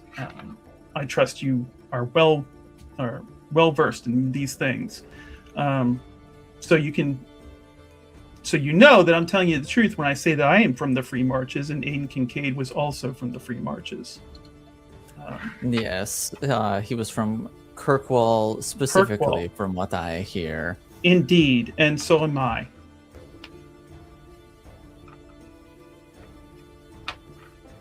I see. And so he was a friend of yours then? An associate of sorts. And that is what your personal interest is in this matter? To a degree. Aiden, as well, certainly the events that I've discovered here have uncovered, was not always a person of, how shall we say, wise decisions. He's gotten himself involved in things that are way over. He was in way over his head, and so honestly, on a personal level as well as on a Chantry level, I've been trying to figure out what the hell has happened to him. I've heard all kinds of things, and given that your servant was involved in an altercation with him before his sudden disappearance, that is what has brought me around here. Given her associations with the very irascible Eosia, a tower mage who seems freely to come and go as she pleases with the blessing of your servant, that is why I got involved with her. I also know of another acquaintance, but he has been elusive and difficult to find. That also is the entire Maker's truth of the matter. That is why I have been trying to inquire, because the servant, acquaintances, this whole matter, no one's really actually willing to help me very much get to the bottom of this. And that's really what I would like to do. Now, I hope that satisfies and shows you that I'm willing to work with you on this and be honest about my dealings here in Val Royale. And I am sorry, I apologize, both for my part and on behalf of the Grand Cathedral, for offending you if I have given offense. I sense there is more to this, but this is significantly more than you gave me before, and I appreciate your more forthrightedness in this. And your apology is accepted. I appreciate it. Now, are we able to work together on this matter to resolve it for both of our best interests? Do you have a plan? I would love to work with you on one. I could easily continue going about this myself, but as you see, I have left muddy tracks all over Val Royale. And a person like myself who is not accustomed to the formalities and mannerisms and also the right way to proceed could muck things up, as it were, if left to my own devices. So perhaps you can aid me in this endeavor in the ways that you are yourself skilled and knowledgeable. And if you have an idea of where I should go, I will happily take your advice. You are a well-respected and knowledgeable individual of the city. Well, unfortunately, your main lead as to finding out what happened with Aiden currently leads to what appears to be a ghost.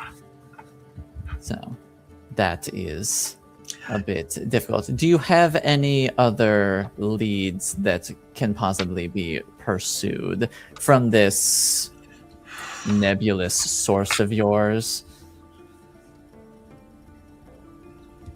Out of character. Am I forgetting anything?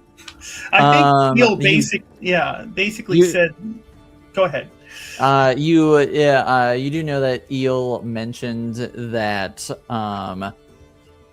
there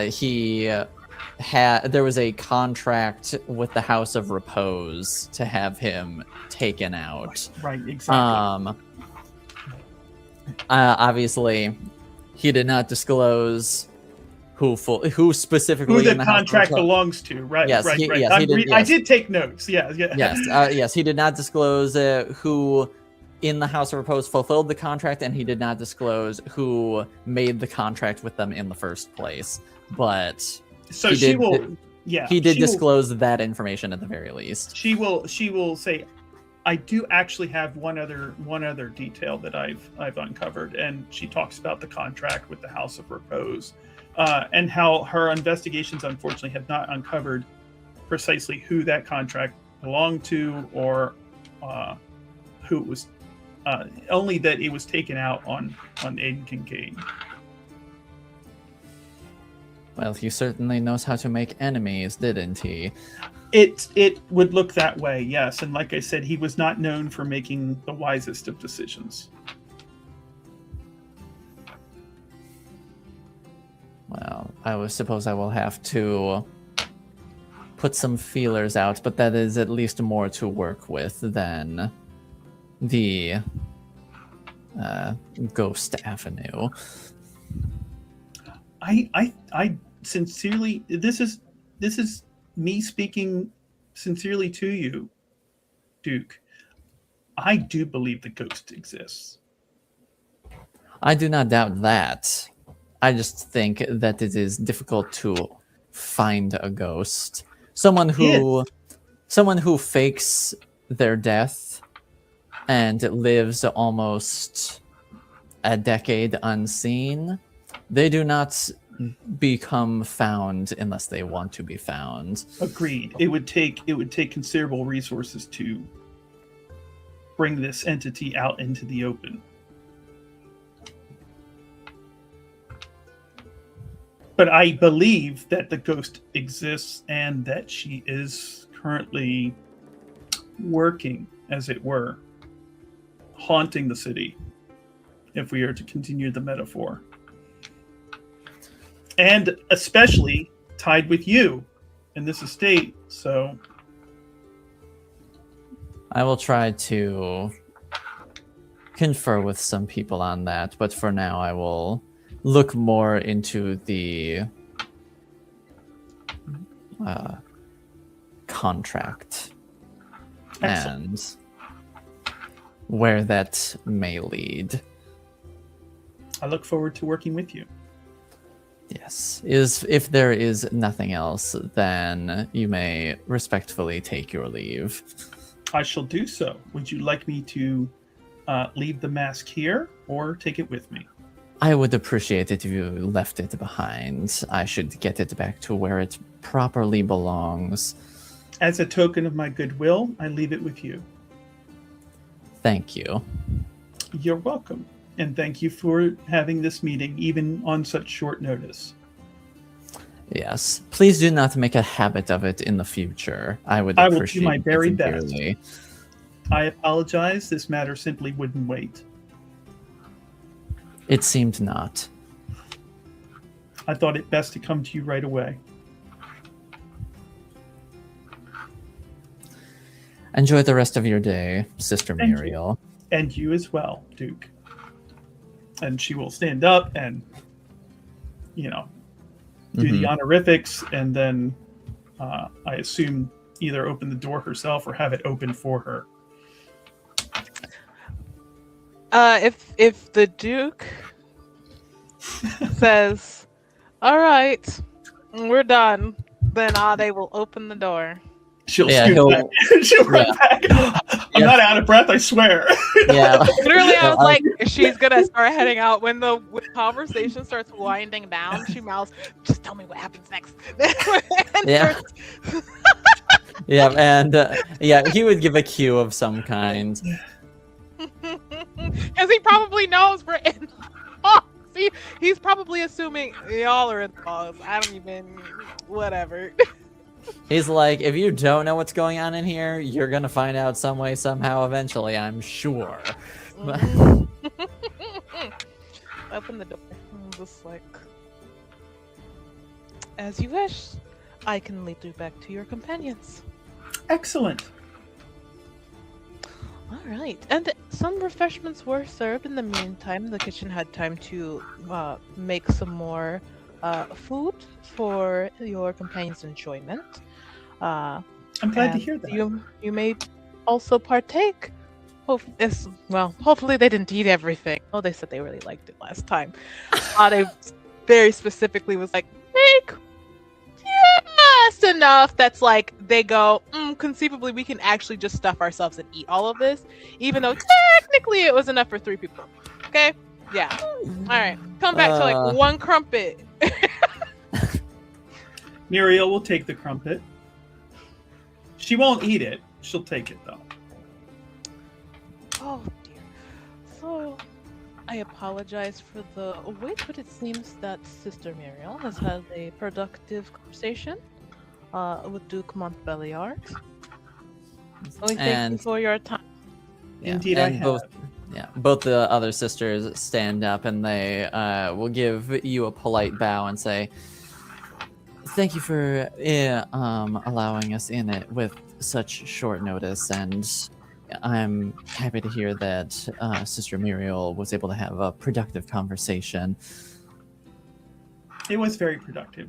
The Duke is a gregarious and generous man. Thank you for your kind words. He is indeed a magnanimous person. I can now see you to the front, and then if you have any other need of us, feel free to send the word along, and then we can set up a meeting. But I course. do truly wish that you all enjoy the rest of your day. May you walk in the light of the Maker. And may you also, with Andraste's blessing. With Andraste's blessing. And the Holy Trinity take their leave of the estate. Yeah, they're walking away as soon as their backs are actually turned. Like a little flip. You're not waiting for them to leave because she might hear you. You know. No, she flips the bird. She just waits till your backs are turned. Flips the bird. It's the most improper thing probably any servant has ever seen. Oh, they do.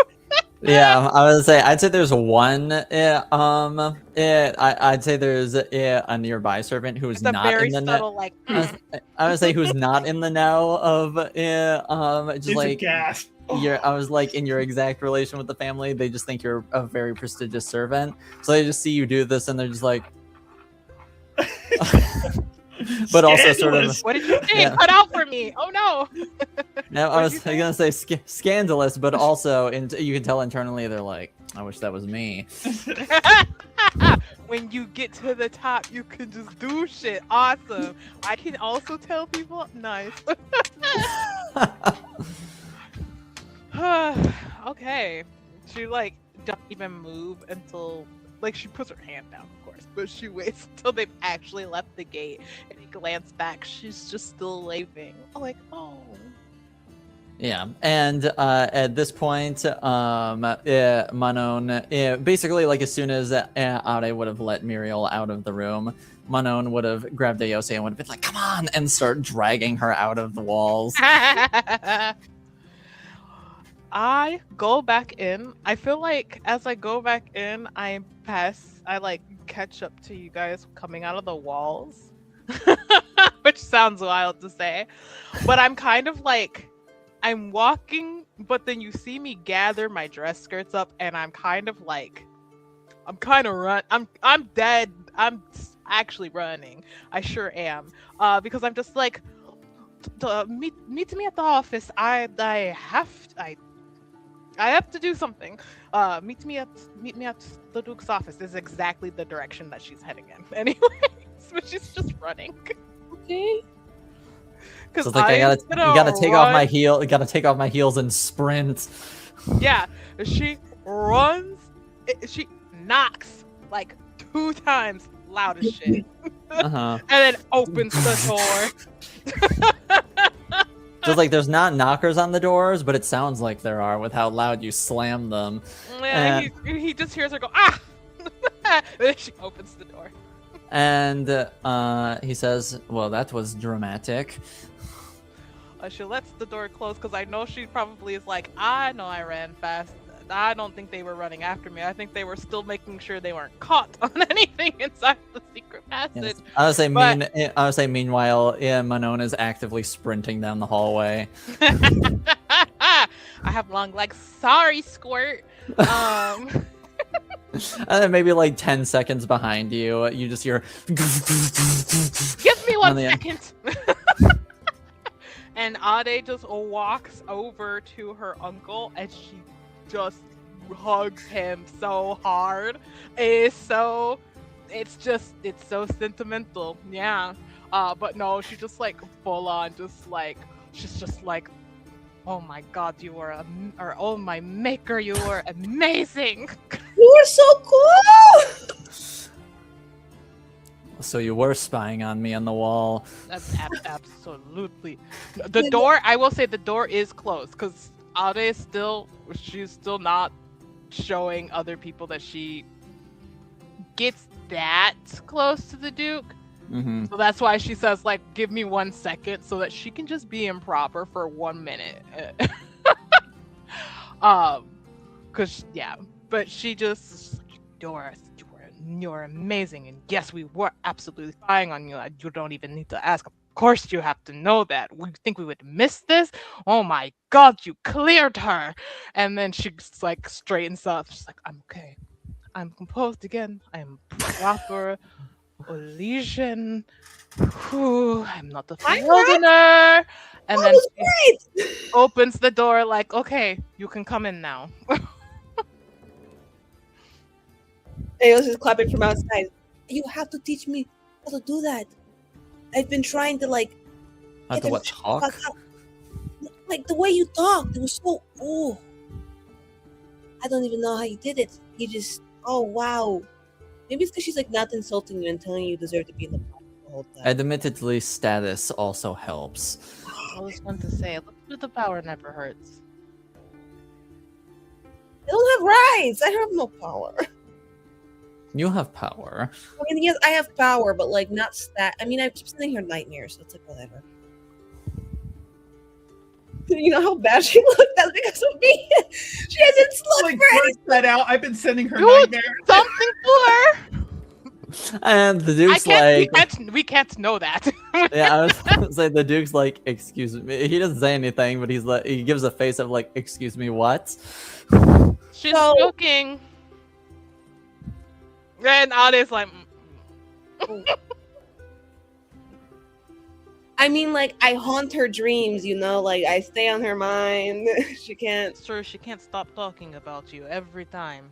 You know, I think she has like a toxic lesbian crush on me, but like I think this is just actual hatred and discrimination. Like, there's nothing cute about it. Okay.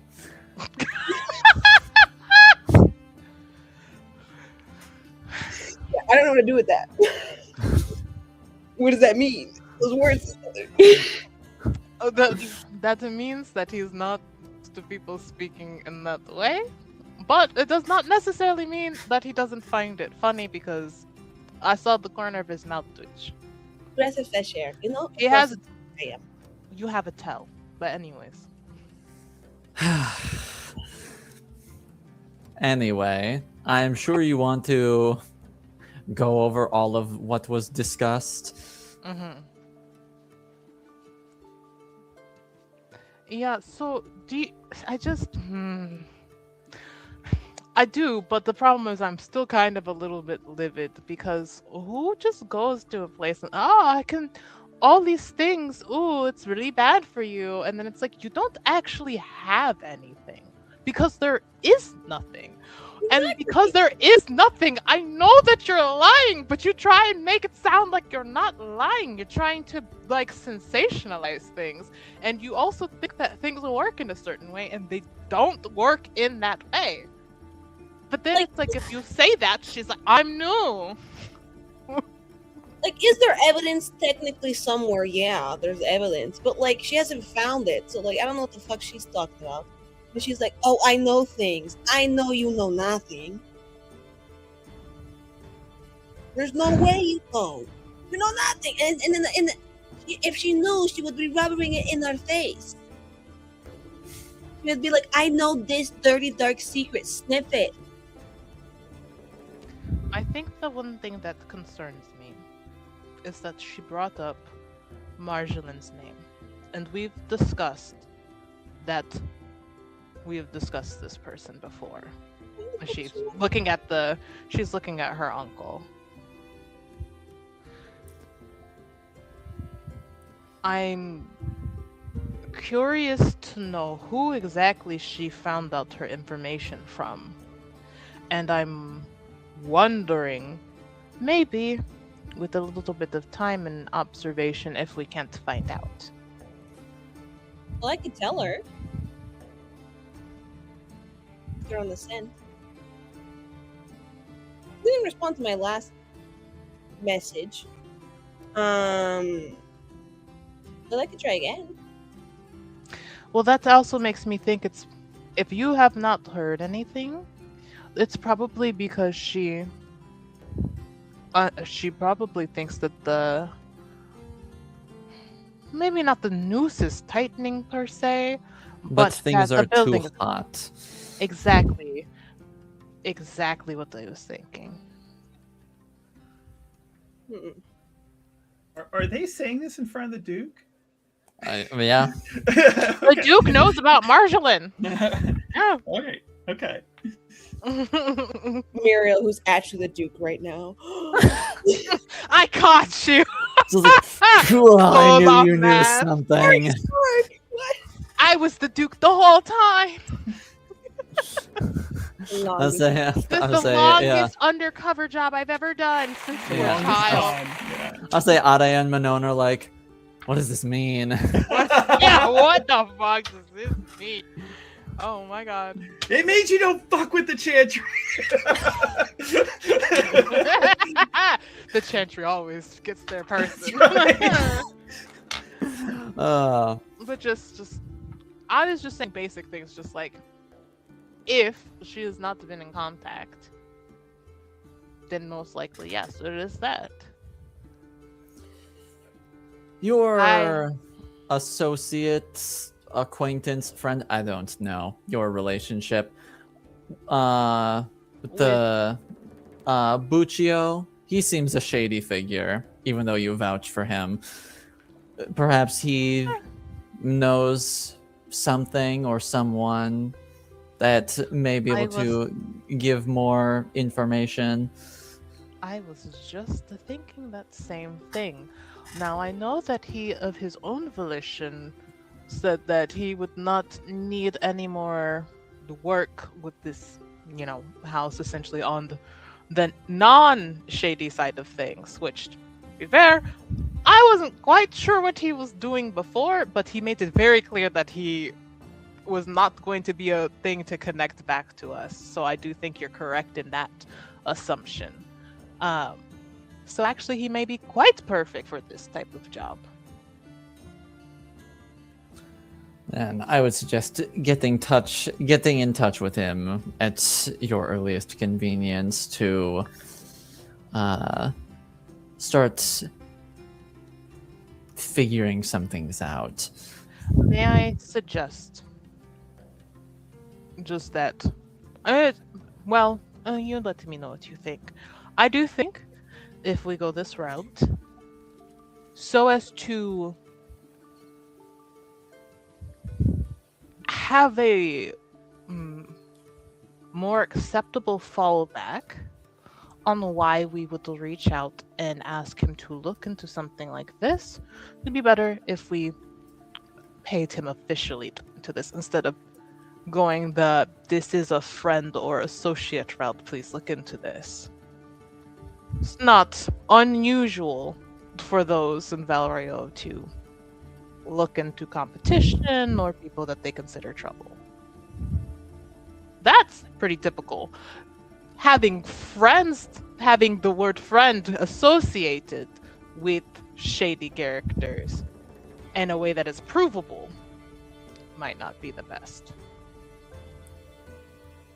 That sounds viable to me. Then I will go and I will seek I will seek his services in a business sense. Don't you already know that we're friends? Because he was here at your house.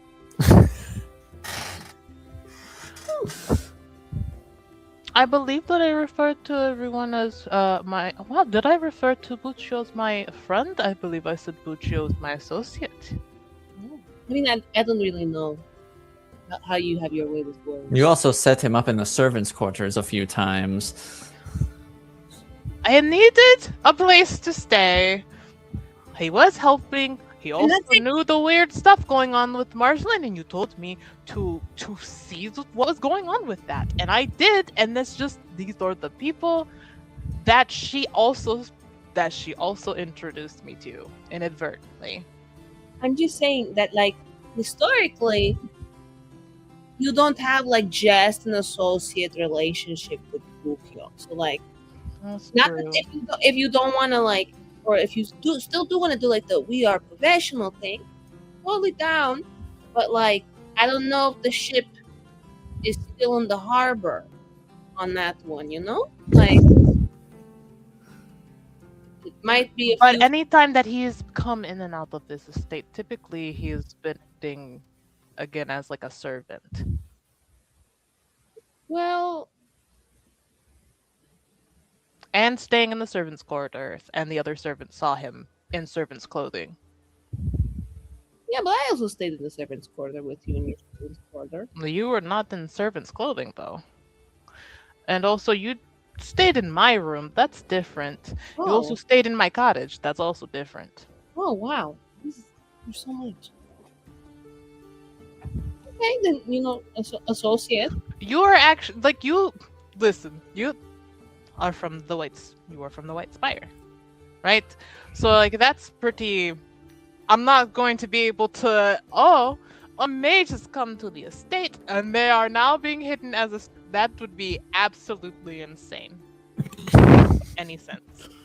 A confidant, somebody that we go to ask questions about certain matters, or if we need healing, because obviously people get sick, those sorts of things. Reaching out to the White Spire for nobles makes sense. Sure. Yeah, if you guys need anything, Uh, by the way, totally ask. I'll give you guys like a discount and everything. but that's like what I mean. Buccio, which I do consider him to be, I would like to consider him a friend. I hope he considers me in a positive light as well. But I also don't know where he came from. He showed up, and he hasn't really said much about this background. Well, all from like a mommy and a daddy. But I mean, it's easier to then just be like, this is a person who came to the city. They were in search of work and help. We provided the work and help. It's an easier story to spin. It is about how you frame it. Well, maybe we go do our associate visit with Bukyo. I don't know if maybe I should join because I don't know. I think I've probably been seeing him crying on Bukyo's shoulder a few times at the bars. And he's like escorted me back to the White Spire a few times when he didn't want me walking home alone. So my ship is actually at a new harbor that's called Fred Island. So I don't really have like associate status that I can play with him. But you could go. Fair. And the Duke sort of just gives a look at when you say Frederick Island, and he's like, Oh, friendship. "Oh, and then he was just like, "What the fuck is she talking about?" That is like interesting turn of phrase. I've never heard it before. Yeah. Frederick Island? I'm a genius. No, Frederick Island's my own personal island. No one else is coming to that island. That's mine. Friendship Island, thank you, is like open to all, and I'm in Bukyo Harbor, Bukyo Bay. I've got the ship dock. We're making friendship bracelets. Like, I cry on his shoulder. He helps me out with some things. I'm kind of like, when I look cute and adorable, he's like, sure. Right, you've interacted with him many times in public, like in the manner of friendship. That makes sense. It wouldn't be believable to be like, and this is now my business associate, and we have this distance between us. That wouldn't be as believable. Yes, I understand that. And I do, again, consider him to be someone I would call a friend. It's just given my station and what I need to do. That's why I'm always very careful about how I am perceived in public. Yeah, no, the whole public perception's a little new to me. So honestly, I'm still figuring it out, guys. So, I mean, I'm just trying to be genuine and really great. And honestly, there's nothing I can do to convince that cunt face that I'm not evil and need to be destroyed. Am I being a little evil right now? I won't lie. Yes, but it wasn't like she would ever believe. Even if I was on my best behavior, she would never actually believe me to be fully innocent or uncapable of evil. So, why should I bend over backwards to be innocent and prove myself in her eyes, which is not gonna change her mind. So fuck her, man. Anyway, So I'll take care of that. Yes, Manon, I have Elsie, I do think you can, whatever you need to take care of, I can take care of this, obviously, and then we can reconvene. Yes, I think if it is okay with the Duke and Manon, I was wondering if maybe I could hang out with Manon for a little bit. I actually brought you a book.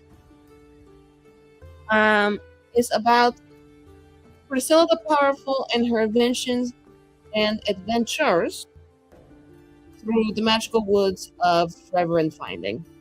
It was a really great adventure book I read when I was. oh, thank you. I'll be sure to read it when I get a chance. Yeah. Anna, do you want to see like magic tricks or something? Oh my god. Yes.